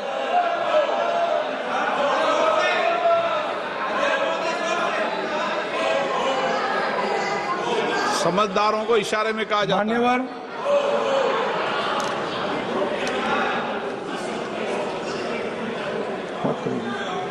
मान्यवर, बिल के ये कन्विंसिंग कर रहे हैं। सुरेश जी, सुरेश जी, सुरेश जी, कन्विंसिंग मत करो, वोट डरने वाले। मान्यवर, कन्विंसिंग मत। ये जो बिल मेरे साथी अर्जुन मेघवाल जी लेकर आए हैं, इसमें अनुच्छेद 81/1 में संशोधन प्रस्तावित है। इससे 550 से लोकसभा के सदस्यों की संख्या 850 तक की जाएगी। मान्यवर, अनुच्छेद 81(2)(b) उसको भी कोई बदलाव के बगैर हम कह रहे हैं, इसका जिक्र मैं बाद में करूंगा।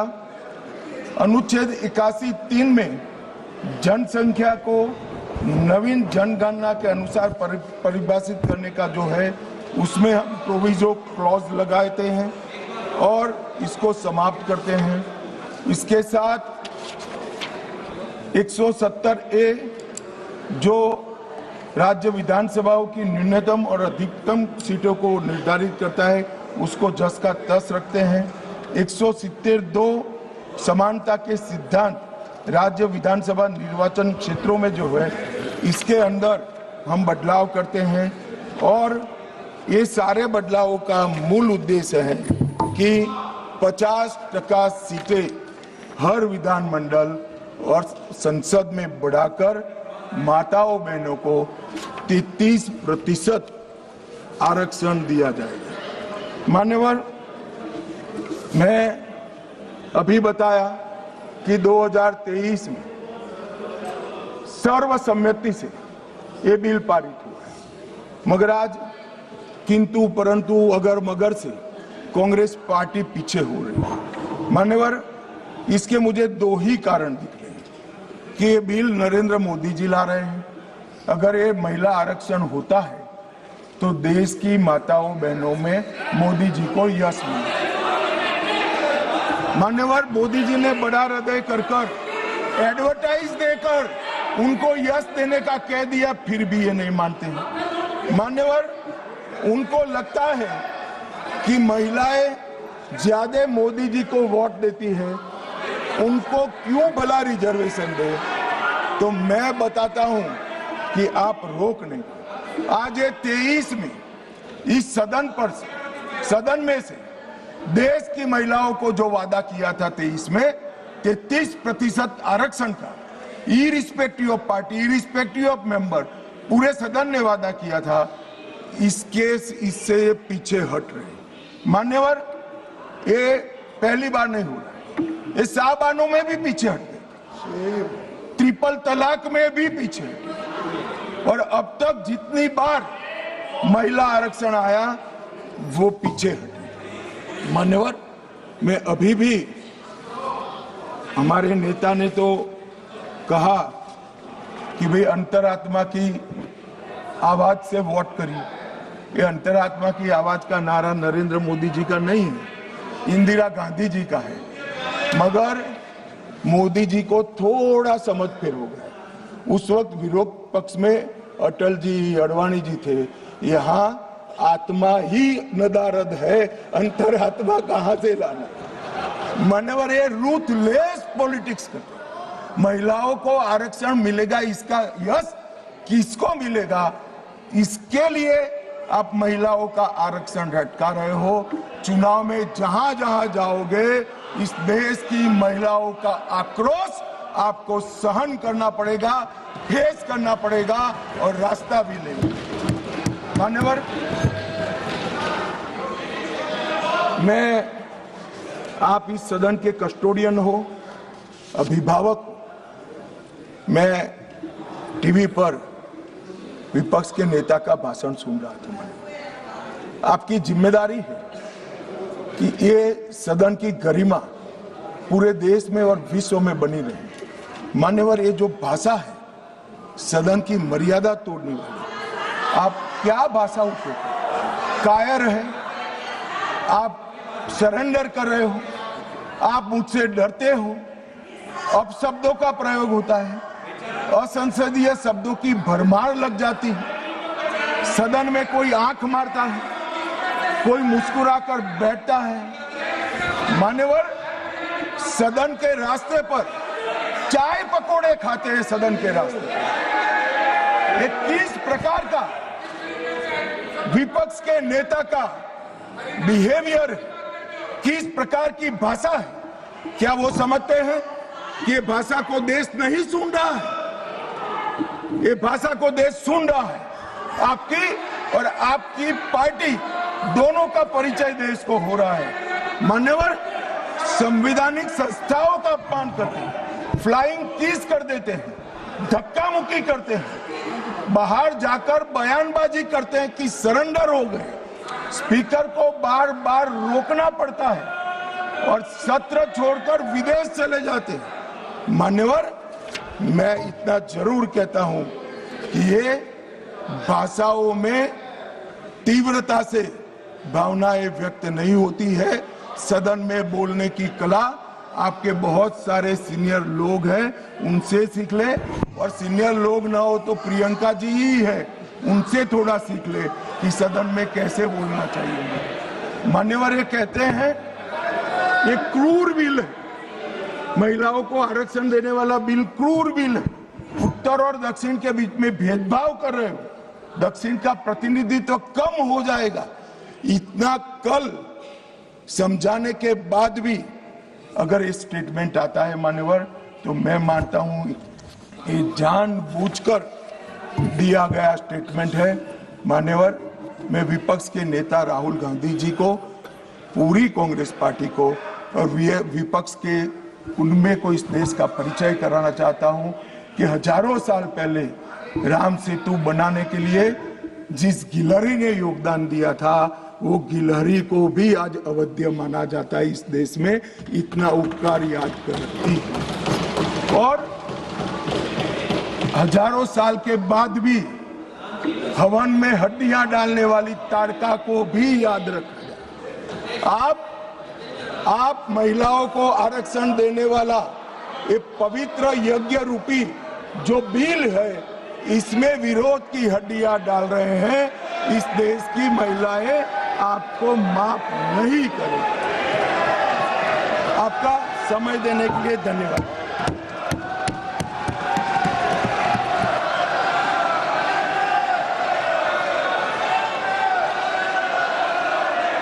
माननीय गृह मंत्री जी, मुझे नहीं हो गया। अर्जुन राम मेघवाल जी के लिए करूँ। अर्जुन राम मेघवाल जी। धन्यवाद अध्यक्ष जी।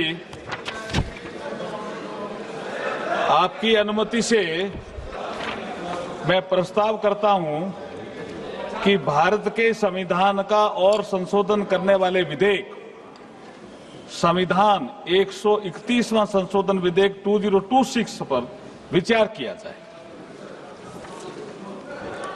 माननीय सदस्यगण, इससे पहले कि मैं विधेयक को विचार किए जाने का प्रस्ताव सभा के मतदान के लिए रखूं, मैं सभा को सूचित करना चाहता हूं कि संविधान संशोधन विधेयक होने के कारण इस पर मतदान मत विभाजन द्वारा होगा।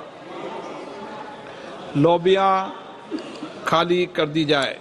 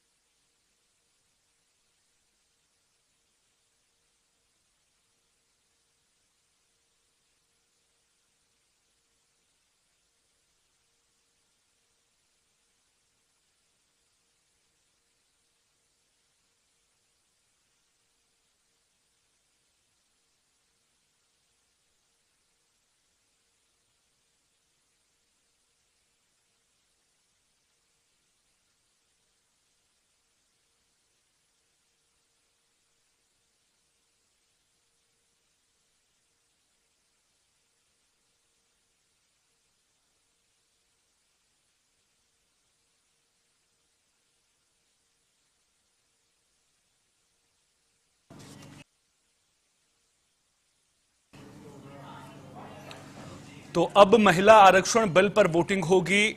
सभी सांसद वोटिंग करते हुए नजर आएंगे। उसके बाद ये ही तय हो जाएगा कि महिला आरक्षण जो बिल है वो लोकसभा में पास होता है या फिर नहीं। अगर नंबर गेम पर नजर डालें, मौजूदा जो संख्या लोकसभा में है वो 540 है।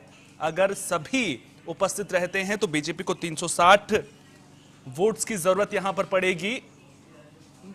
एनडीए संख्या बल से कम जरूर नजर आ रहा है, लेकिन अब नजरें पूरी तरह से इसी बात पर टिकी हुई हैं कि क्या कुछ इस वोटिंग के बाद निकलकर सामने आता है। लेकिन इससे पहले जब अमित शाह ने चर्चा का जवाब दिया तो उन्होंने तमाम बातों का जिक्र किया। वो ये कहते हुए नजर आए कि विपक्ष अगर मगर किंतु परंतु से बिल का विरोध कर रहा है। परिसीमन हुआ तो SC ST की वो सीटें भी बढ़ेंगी, इसका भी विपक्ष की ओर से विरोध किया जा रहा है। अमित शाह ये कहते हुए भी नजर आए कि जब भी समाज सुधार को लेकर के सरकार की ओर से बड़े कदम उठाए गए, चाहे वो 3 तलाक की बात हो या फिर दूसरे मुद्दों की बात हो, चाहे वो ऑपरेशन सिंदूर की ही बात क्यों ना हो, हर बात पर विपक्ष की ओर से विरोध यहां पर लगातार किया जाता रहा।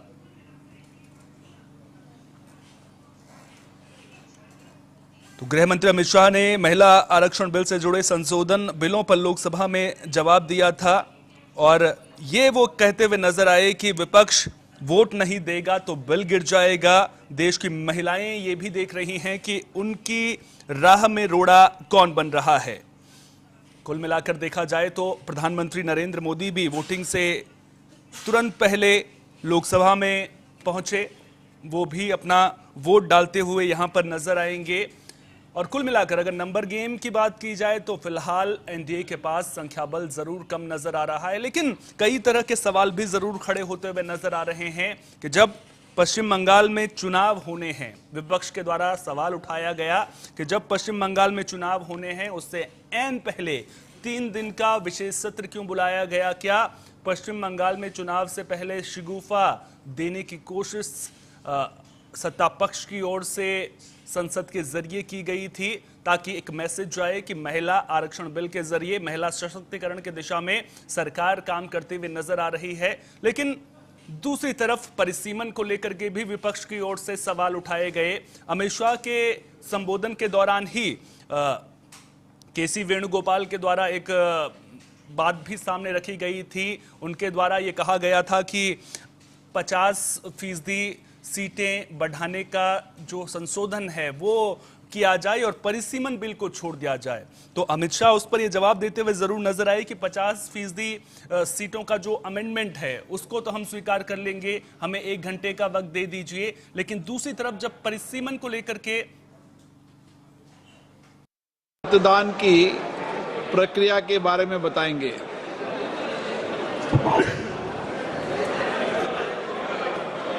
माननीय सदस्यों का ध्यान स्वचालित मतदान रिकॉर्डिंग प्रणाली का संचालन करने से संबंधित बिंदुओं की ओर आकर्षित किया जाता है। प्रत्येक माननीय सदस्य को मत विभाजन आरंभ होने से पूर्व अपना स्थान ग्रहण करना चाहिए और इस प्रणाली का संचालन उस स्थान से ही करना चाहिए। जब माननीय अध्यक्ष अब मत विभाजन बोलेंगे तो महासचिव मतदान बटन को एक्टिवेट करेंगे और इसके साथ साथ गोंग की ध्वनि सुनाई देगी। मतदान के लिए केवल गोंग की ध्वनि के बाद ही, कृपया ध्यान दें कि केवल गोंग की ध्वनि के बाद ही माननीय सदस्य हेडफोन प्लेट पर मल्टीमीडिया डिवाइस के बाईं ओर लगे वोट सिक्योर बटन और हेडफोन प्लेट पर दाईं ओर लगे निम्नलिखित बटनों में से कोई एक बटन साथ साथ दबाएं। हाँ, हरे रंग के स्टिकर के नीचे, नहीं लाल रंग के स्टिकर के नीचे। मतदान में भाग नहीं लेना, पीले रंग के स्टिकर के नीचे। गोंग ध्वनि दूसरी बार सुनाई देने तक दोनों बटनों को दबाए रखना अनिवार्य है। माननीय सदस्य कृपया नोट करें कि उनके मत दर्ज नहीं होंगे यदि बटनों को पहली गोंग ध्वनि सुनाई देने से पहले दबा दिया जाता है या दोनों बटनों को दूसरी गोंग ध्वनि सुनाई देने तक एक साथ दबाकर नहीं रखा जाता है। माननीय सदस्य दूसरी गोंग ध्वनि के कुछ सेकंड के पश्चात अंतिम परिणाम वास्तव में देख सकते हैं। माननीय सदस्य माननीय अध्यक्ष के आसन के किसी भी तरफ संस्थापित व्यक्तिगत परिणाम डिस्प्ले बोर्डों पर, मल्टीमीडिया डिवाइस पर और हाँ नहीं मतदान में भाग नहीं लेने वाले बटन जैसा भी मामला हो पर अपने मत की जांच कर सकते हैं। मत दर्ज नहीं होने की दशा में अथवा यदि कोई सदस्य अपने मत में परिवर्तन करना चाहते हैं तो वे पर्ची के माध्यम से मतदान की मांग कर सकते हैं। अंग्रेजी में पढ़ना। Kind attention of honorable members is invited to the points in the operation of the automatic vote recording system. Before a division starts, every honorable member should occupy his or her own seat and operate the system from that seat only. When the honorable speaker says, "Now division," the Secretary General will activate the voting button and a gong sound will be heard simultaneously. For voting, only after the sound of the gong, repeat, only after the sound of the gong, honorable members may simultaneously press the vote secure button towards the left side of the multimedia device on the headphone plate and any one of the following buttons fixed on the right side of the headphone plate. For yes, below green color sticker, no, below red color sticker, abstain below yellow color sticker.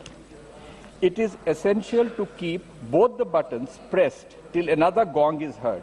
Honorable members may please note that their votes will not be registered if buttons are kept pressed before the first gong or both buttons are not kept simultaneously pressed till the second gong. Honorable members can actually see the final result after a gap of a few seconds after the second gong.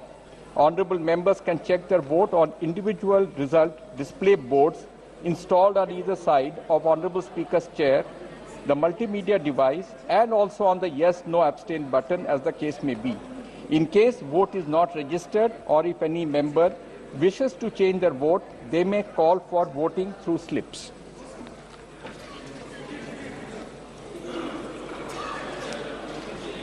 अब मत विभाजन।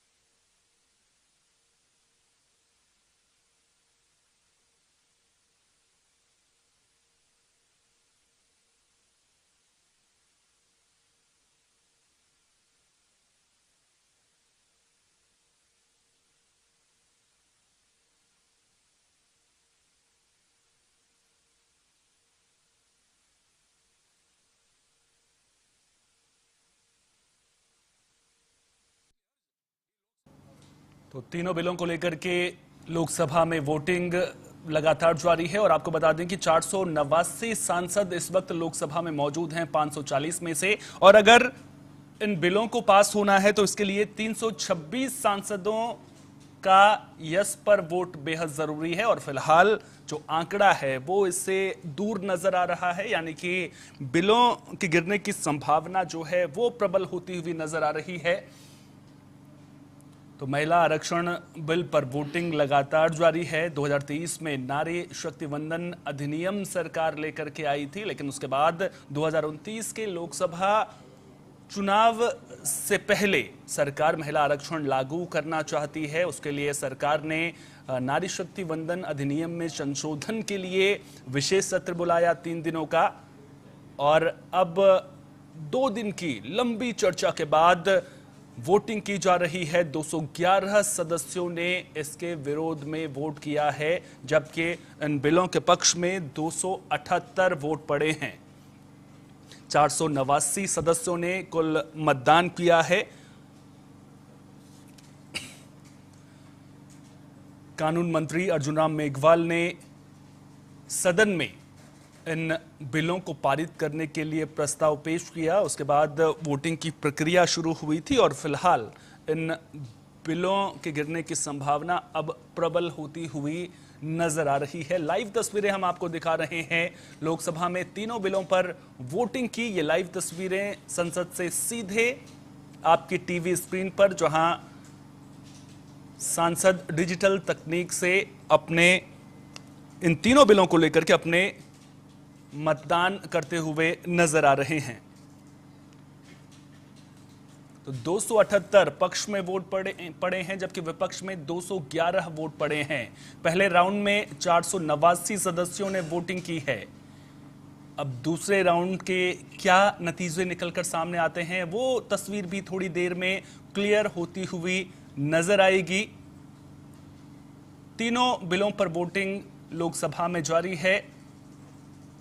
इससे पहले सभी सांसदों को किस तरह से वोटिंग की प्रक्रिया होगी वो भी समझाई गई थी। उससे पहले अमित शाह का संबोधन हुआ था विपक्ष की ओर से। राहुल गांधी ने भी आज संबोधित किया था और कुल मिलाकर लंबी और जोरदार बहस के बाद अब रिजल्ट की बारी है। और फिलहाल जो तस्वीर पहले राउंड के निकलकर सामने आई है उसमें 278 सांसद बिल के समर्थन में, जबकि 211 सांसदों ने बिल के विरोध में मतदान किया है। 489 कुल सदस्यों ने मतदान किया है। और अगर इतने सदस्य मतदान करते हैं तो संशोधन विधेयक को अगर पारित होना है तो इसके लिए 2/3 बहुमत की जरूरत होती है, और फिलहाल 2/3 बहुमत मिलता हुआ नजर नहीं आ रहा है, क्योंकि अगर 2/3 पक्ष में वोट डालेंगे तो फिर उसके लिए 326 सांसदों का समर्थन होना यहां पर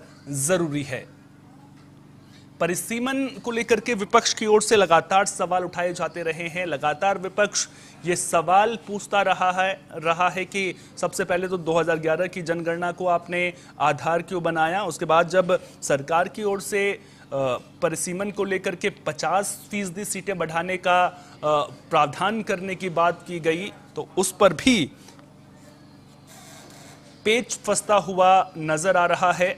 और कुल मिलाकर फिलहाल जो तस्वीर अभी तक निकलकर सामने आ रही है, एनडीए के पास संख्या बल नजर नहीं आ रहा है, और संख्या बल ना होने की वजह से यहां पर इन तीनों विधेयकों का, तीनों बिलों का गिरना लगभग तय माना जा रहा है। और पहले राउंड के बाद भी यही तस्वीर निकलकर सामने आई है।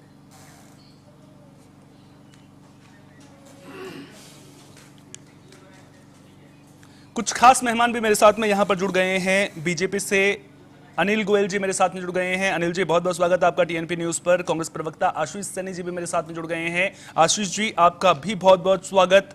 समाजवादी पार्टी के प्रवक्ता निशांत ठाकुर जी भी मेरे साथ में जुड़ गए हैं। निशांत जी, आपका भी बहुत बहुत स्वागत। और साथ ही हमारे कंसल्टिंग एडिटर गोविंद ठाकुर जी भी मेरे साथ यहाँ पर स्टूडियो में मौजूद हैं। सबसे पहले अनिल जी, आपके पास आना चाहूंगा। अनिल जी, अब देखिए 2/3 बहुमत की जरूरत है, लेकिन नंबर गेम आपके पास नजर नहीं आ रहा है।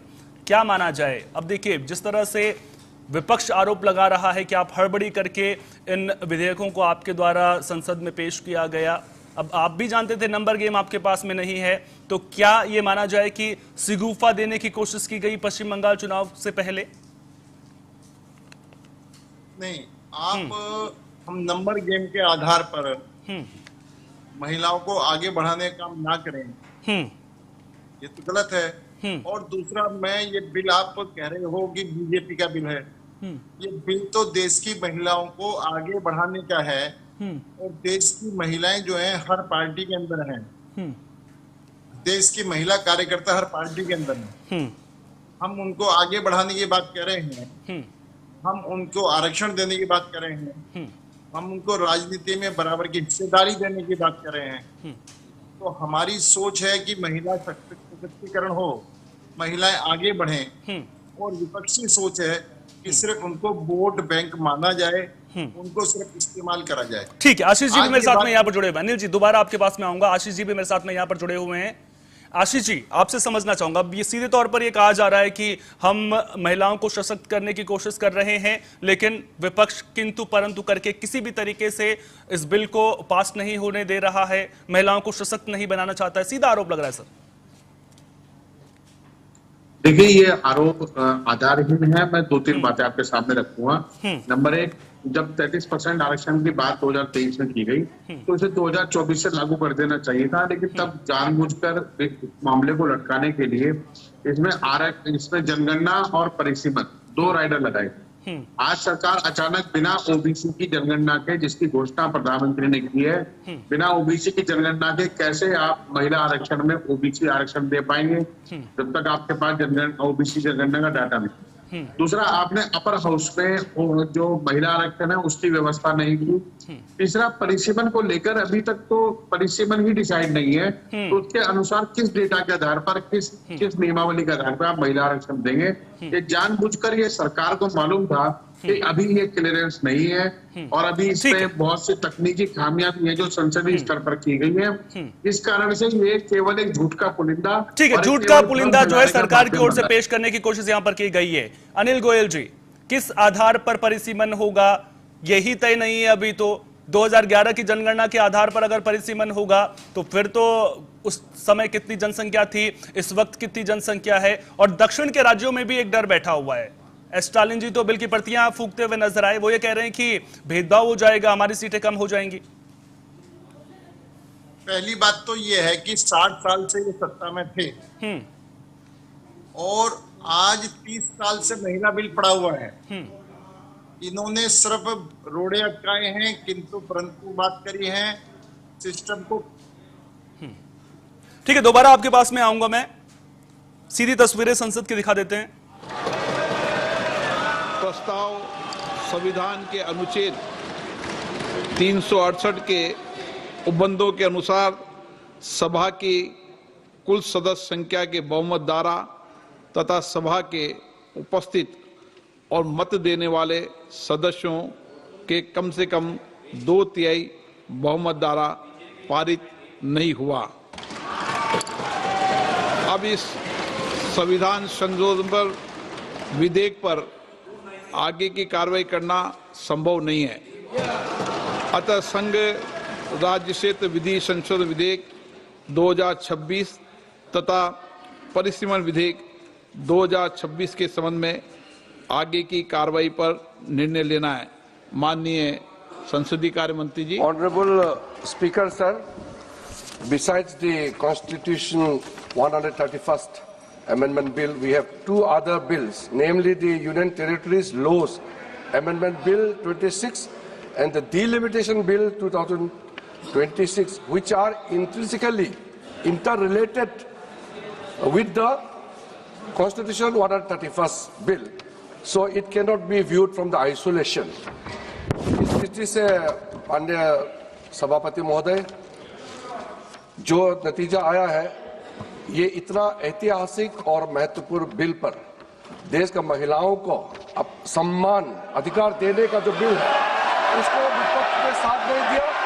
बहुत खेद की बात है और इस ऐतिहासिक पल को आप अपना एक मौका था, आपने गंवाया है। आदरणीय नरेंद्र मोदी जी के नेतृत्व में महिलाओं को जो सम्मान देने का अधिकार देने का हमारा अभियान जारी रहेगा और हम अधिकार दे के ही रहेंगे आगे। अब सभा की कार्रवाई आगे दो शेष जो बिल्स है उसको आगे नहीं बढ़ाने का मैं अनुरोध करता हूं। सभा की कार्रवाई कल दिनांक 18 अप्रैल 2026 को प्रातः 11 बजे तक के लिए स्थगित की जाती है। इस वक्त की बड़ी खबर आपको बता दें, तीनों बिल लोकसभा में गिर गए हैं और पास लोकसभा से ये तीनों बिल नहीं हो पाए हैं। विपक्ष इसे बड़ी जीत के तौर पर देख रहा है, लेकिन हमारे खास मेहमान भी लगातार मेरे साथ में बने हुए हैं। निशान ठाकुर जी का अब मैं रुख करना चाहूंगा। निशान जी, अब बीजेपी की ओर से लगातार ये कहा जा रहा है कि हमने तो महिलाओं को सशक्त बनाने की कोशिश की, लेकिन देश आज देख रहा है कि महिलाओं को सशक्त बनाने की दिशा में कौन रोड़ा बन रहा है। सीधे तौर पर विपक्ष की ओर इशारा है उनका। निशान जी, आपको आवाज मिल रही है? आप इस जी आप इस सवाल। भारतीय जनता पार्टी के क्रूर नीतियों को प्रत्येक महिला, प्रत्येक नागरिक, सब लोग जान चुके हैं। देश के अंदर किस तरीके से आपने देखा होगा भारतीय जनता पार्टी का, आज आपने देख लिया कि महिलाओं के पक्ष में वोट करते हुए, यानी कि इस बिल का विरोध करके जो जीत विपक्ष की और महिलाओं की हुई है, आपने देख लिया। ये एक भारतीय जनता पार्टी के बढ़ते हुए क्रूर नीतियों वाले रथ को रोकने के लिए दोबारा से सदन ने आज दिखा दिया है। जैसे आपने देखा होगा लोकसभा के चुनाव के अंदर 2024 के अंदर आपने जिस कदर बढ़ता हुआ रथ समाजवादी पार्टी ने इन लोगों का रोक लिया था, क्योंकि क्रूर नीतियों का रथ कितने दिन चल पाएगा। आपने कांग्रेस का समर्थन देख लिया होगा, समाजवादी पार्टी का देख लिया होगा, जिस कदर लोकसभा में इनकी बढ़ती हुई क्रूर नीतियों को रोकने का काम किया, उसी का आधार पर आज फिर लोकसभा बिल का गिर जाना, इनका महिलाओं वाला, ये एक जीत है। उत्तर प्रदेश नहीं, संपूर्ण भारत के अधीन कि इनकी जीत हुई है, महिलाओं की जीत हुई है। इनकी जो क्रूर नीतियों वाली मंशा थी उस पर महिलाओं ने, सदन ने रोक लगाई है और मैं इसको महिलाओं की जीत कहूंगा। भारतीय जनता पार्टी की क्रूर नीतियों की रथ को रोकते हुए एक और आज जीत जो है वो महिलाओं की हुई है। आप देखिए आने वाले समय में भारतीय जनता पार्टी की सरकार को किस कदर रोका जाएगा, ये महिलाओं सहित उत्तर प्रदेश, संपूर्ण भारत इस बात को जानता है, क्योंकि इन्होंने मीडिया के पक्ष में कार्य योजना बनाई, वो भी पढ़ रही, किसानों के पक्ष में बनाई, वो भी इन लोगों का कहना था किसानों के लिए बनाई, वो फेल रही। जिसके लिए इन्होंने कार्य किया, जो ये योजनाएं लेके जाना चाहते थे, वो सभी विफल इन लोगों की योजनाएं रही। और जनता जान चुकी है कि भारतीय जनता पार्टी की जो नीति, यानी कुल मिलाकर के आप ये कह रहे हैं कि बीजेपी की जो नीतियां हैं उसकी वजह से आज जो है संसद से इस तरह का मैंडेट, एक तरह से आप कह सकते हैं, वो निकलकर सामने आ रहा है। अनिल जी, आपकी बात अधूरी रह गई थी। सवाल मेरा आपसे ये है कि चलिए, अगर आप, आऊंगा निशान जी आपके बाद, दूसरे राउंड के थोड़ा सा रहने दीजिए। अनिल जी, सवाल मेरा आपसे ये है कि अगर आप परिसीमन को लेकर के विपक्ष को एतराज था, परिसीमन किस आधार पर करते? 2011 की जनगणना की बात कही जा रही थी, अभी भी तो जनगणना जारी है, 2027 तक जनगणना हो जाएगी, क्यों उसको आधार नहीं बनाया जा रहा था? उसको आधार बनाते तो शायद विपक्ष तैयार भी हो जाता। स्पष्ट तौर से विपक्ष ने बहुत अच्छा मौका गंवाया है। आज महिलाओं को, देश की महिलाएं देख रही हैं कि पिछले 30 सालों से सिर्फ बहकाने के अलावा इन्होंने बिल को पास करने में कोई योगदान नहीं दिया, बिल को हमेशा लटकाया है। इससे पहले भी जब बिल आया था तो समाजवादी पार्टी के नेता मुलायम सिंह यादव ने कहा, अरे सर, लेकिन 2023 में पूरा समर्थन दिया था विपक्ष ने आपको, जब आप नारी शक्ति वंदन अधिनियम लेकर के आए थे। सीटी बजाएंगी, पक्षियां कैसे जाएंगी? वो बिल के विरोधी थे, ये महिला विरोधी लोग हैं, ये महिलाओं को आगे बढ़ते देखना नहीं चाहते। और हम बड़ा स्पष्ट कहते हैं कि महिलाओं को आगे बढ़ाने का हमारा अभियान जारी रहेगा। हम इनको अधिकार दिला करके रहेंगे। और आज देश की महिलाएं देख रही हैं कि हमारे पक्ष में कौन सी पार्टी खड़ी है और हमारे विरोध में कौन सी पार्टी खड़ी है। मैं बड़ा स्पष्ट है कि हमारी सरकार में चाहे 3 तलाक का मामला है, चाहे उज्ज्वला का मामला है, चाहे जनधन का मामला है, चाहे हर घर जल पहुंचाने का मामला है, जो भी मामले आए हैं, हर मामले में महिलाओं को आगे रख करके, महिलाओं को सुख सुविधा को ध्यान में रख करके हमने काम करा है और इन्होंने हर जगह हर उस काम का विरोध करा है। नहीं, इतनी जल्दबाजी क्यों थी सर? मैं ये समझना चाह रहा था, जो चीज मैं समझ नहीं पा रहा हूँ, कितनी जल्दबाजी क्यों थी कि जब पश्चिम बंगाल में चुनाव होने हैं उससे 3 दिन पहले अचानक से विशेष सत्र आप बुला लेते हैं। खैर, आपके पास दोबारा मैं आऊंगा। आशीष जी, प्रस्ताव जब अमित शाह का संबोधन चल रहा था, बीच में केसी वेणुगोपाल जी ने भी रखा था कि 50% का अमेंडमेंट आप कर दीजिए। अमित शाह तो उसके लिए भी तैयार हो गए थे कि 50% सीटें बढ़ाने की बात होगी। उसके बाद तो दक्षिण के राज्यों में भी सीटें बढ़ जाती, उत्तर के राज्यों में भी सीटें बढ़ जाती। फिर परिसीमन को लेकर के कहां पर आपत्ति थी? कि तमाम चीजों में संवैधानिक रूप से गलतियां करके भारतीय जनता पार्टी जिस जुमले के टोकरे को सदन में लेकर आई, उसमें तमाम खामियां थी और आपसे और हमसे ज्यादा बीजेपी को मालूम था कि इसमें गड़बड़ियां है और ये पास नहीं होगा। इन्होंने केवल ये नौटंकी इसलिए की ताकि पूरे देश में एक नैरेटिव बनाने की कोशिश करें कि अन्य दल महिलाओं के खिलाफ है और केवल भारतीय जनता पार्टी, क्योंकि एब्स्टेन फाइल से लेकर बलात्कारियों की सूची में भाजपा का ही नाम आता है, तो ये महिलाओं के बहुत बड़े पक्षधर अपने आप को बता रहे थे। और जबकि असलियत में महिलाओं के वर्ग में ओबीसी वर्ग की महिलाओं के आरक्षण पर इन्होंने बात नहीं की, जबकि प्रधानमंत्री खुद ओबीसी का दावा करते हैं। आप खुद ओबीसी होकर ओबीसी का गला घोट रहे हैं। आप महिलाओं के आरक्षण के आड़ में अपना राजनीतिक एजेंडा सेट करने नहीं, लेकिन वो तो ये भी कह रहे हैं ना आशीष जी, वो कह रहे हैं कि अगर सीटें बढ़ती तो SC ST की सीटें भी बढ़ती। आपने तो उसका भी विरोध कर दिया, साफ कहा है अमित शाह जी ने। नहीं, आप बिल्कुल, मैं ये जो नैरेटिव आप बना रहे हैं यही गलत है। नहीं, मैं नहीं कह रहा हूँ, अमित शाह जी कह रहे हैं संसद में बढ़ेगी।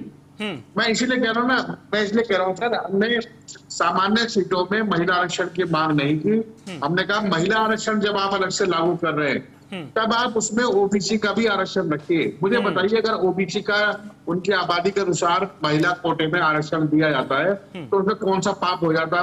जब आप वोट ले रहे हैं तो वोट देने का भी, उनको सीट देने का भी तो काम कीजिए। आप ही धोखाधड़ी कर किस ले रहे हैं?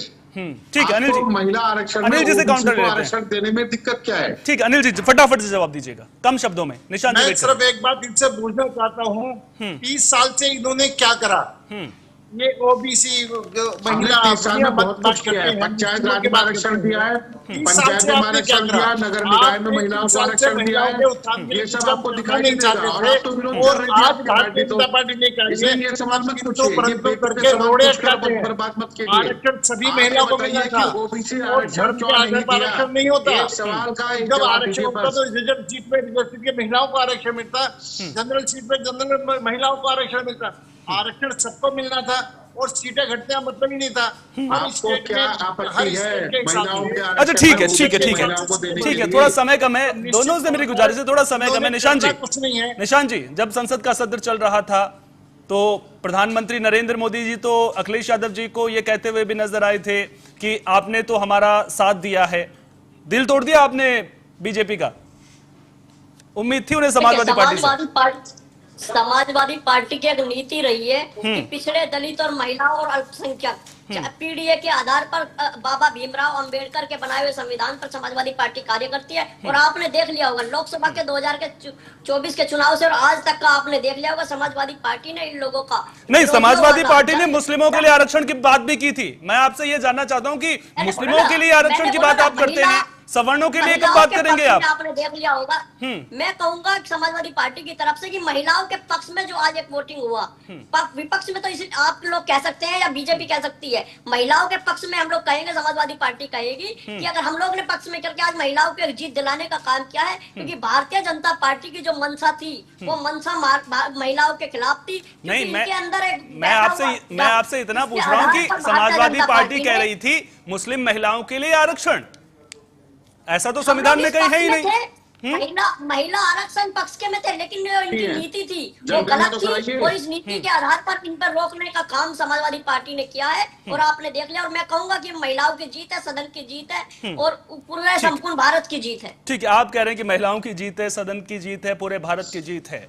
गोविंद जी, क्या वाकई में ये महिलाओं की जीत है? क्योंकि बीजेपी जिस तरह से एनडीए पूरा खेमा इस तरह से इसको प्रेजेंट कर रहा था कि अगर ये बिल पास हो जाते हैं तो महिलाएं सशक्त हो जाएंगी, 33% आरक्षण जो है महिलाओं को मिल जाएगा। 2023 में भी तो सर बिल पास हो गए थे लोकसभा से, राज्यसभा से, उसके बाद राष्ट्रपति के हस्ताक्षर भी हुए थे, लेकिन नोटिफिकेशन कब जारी हुआ? कल रात को। क्यों फिर कल रात को नोटिफिकेशन जारी हुआ अगर महिलाओं को सशक्त बनाना है? उसमें तो आपने ये कहा था कि पहले जनगणना होगी, फिर परिसीमन होगा, उसके बाद जो है महिला आरक्षण लागू हो जाएगा। आपसे मैं इतना समझना चाह रहा हूं कि जो 33% महिला आरक्षण की बात लंबे अरसे से चली आ रही है, सरोजनी नायडू के वक्त से चली आ रही है, 1996 से लोकसभा के पटल पर यह है, क्या उसकी राह अब और भी धुंधली होती हुई नजर आ रही है? और 2029 आप छोड़ दीजिए, 2034 तक भी संभव है? सोहन जी, जवाब और सवाल आप दोनों बता दिए। सवाल तो अब बीजेपी पे खड़ा होना चाहिए कि जब 2023 में इतने बड़े अपॉर्चुनिटी उनको मिला था तो नोटिफिकेशन क्यों किया कल रात में? 2024 से ही उनको लागू कर देना चाहिए था और ये जो आपको क्रेडिट होता वो आपको जाता। अब सवाल उठा रहे हैं विपक्ष पे कि महिला आरक्षण आप लागू नहीं करने दिया, तो सवाल तो अब आप हो गया पूछा जाएगा कि आखिर जब 33% की पास कर दिया गया था तो आपने लागू नहीं किया और जो मिलने वाले थे उसे भी अधर्म लटका दिया। मतलब ये साफ हो गया कि अब जब तक सेंसस नहीं हो जाएगा, इसके बाद परिसीमन नहीं हो जाएगा, उसके बाद तभी जाकर महिला आरक्षण भी लागू होगा। जो पहले 2023 में बात कही गई थी वही अब दोहराया जा रहा है कि अब 2026 से लेकर 2027-28 तक सेंसस होगा, उसके बाद परिसीमन किया जाएगा, फिर जाकर 29 में नहीं बल्कि 34 से जाकर जगह इसी तरीके से चलेगा जैसे कि अभी जो घटना घटी है उसके बाद से, तो फिर 34 में जाकर इसे लागू किया जा सकता है। अब सवाल यही है कि जब महिलाओं के लिए इतने बड़े अपॉर्चुनिटी अवसर मिले हुए थे तो फिर बीजेपी ने इसको लैप्स क्यों किया? आप तोहमत लगाते हैं विपक्ष पे कि आपने नहीं होने दिया। विपक्ष ने क्या कहा? परिसीमन अभी नहीं कीजिए, पहले सेंसस कीजिए, परिसीमन बाद में कीजिएगा, उसके बाद लागू कीजिए। ठीक है, परिसीमन कर लिया आपने 2011 के हिसाब से, तो फिर लागू क्यों नहीं किए? फिर ओबीसी को क्यों नहीं इसमें डाला? क्योंकि सामान्य वर्ग की महिलाओं को आप रख रहे हैं, फिर SC ST आप रख ही रहे हैं, तो ओबीसी को रखने में क्या हर्ज है? तो सरकार की तरफ से बात है कि आप सभी को दे दीजिए टिकट, हमको कोई दिक्कत नहीं है। तो ये भाई इस तरह से बात जो होती है, निश्चित रूप से सवाल आपको सरकार को ही देना पड़ेगा। हालांकि ये जो हड़बड़ी में किया गया है इसके दो ही कारण है। एक तो आप 2024 के चुनाव देखिए, 2023 में ये पास हुआ था ना, 2024 में क्या हुआ कि 240 पर बीजेपी आ गई। अब 2029 में भी चुनाव होने हैं। अब कहा जा रहा है बीजेपी की तरफ से कि मोदी जी ही नेतृत्व, यानी कुल मिलाकर आप ये कह रहे हैं कि जिस तरह से विपक्ष के द्वारा आरोप लगाया जा रहा है कि परिसीमन के जरिए देश का चुनावी नक्शा बदलने की कोशिश की जा रही है, मायाजाल एक तरह से बीजेपी का बुना जा रहा है, उस पर आप मोहर लगाते हुए नजर आ रहे हैं। खैर, बहुत बहुत शुक्रिया आप सभी मेहमानों का इस चर्चा में जुड़ने के लिए और अपनी अपनी बात रखने के लिए। तो संसद का विशेष सत्र चल रहा है, नारी शक्ति बंधन अधिनियम के इर्द गिर्द सियासत घूमती हुई भी नजर आई और आखिरकार जब वोटिंग हुई तो लोकसभा में महिला आरक्षण से जुड़े तीनों बिल ही गिर चुके हैं। अब सवाल ये, महिला आरक्षण की आगे की डगर क्या मुश्किल होती हुई नजर आएगी? सवाल बड़ा है, जवाब के लिए लंबा इंतजार भी करना पड़ सकता है। फिलहाल के लिए इतना ही। लगातार बने रहिए TNP न्यूज के साथ। नमस्कार।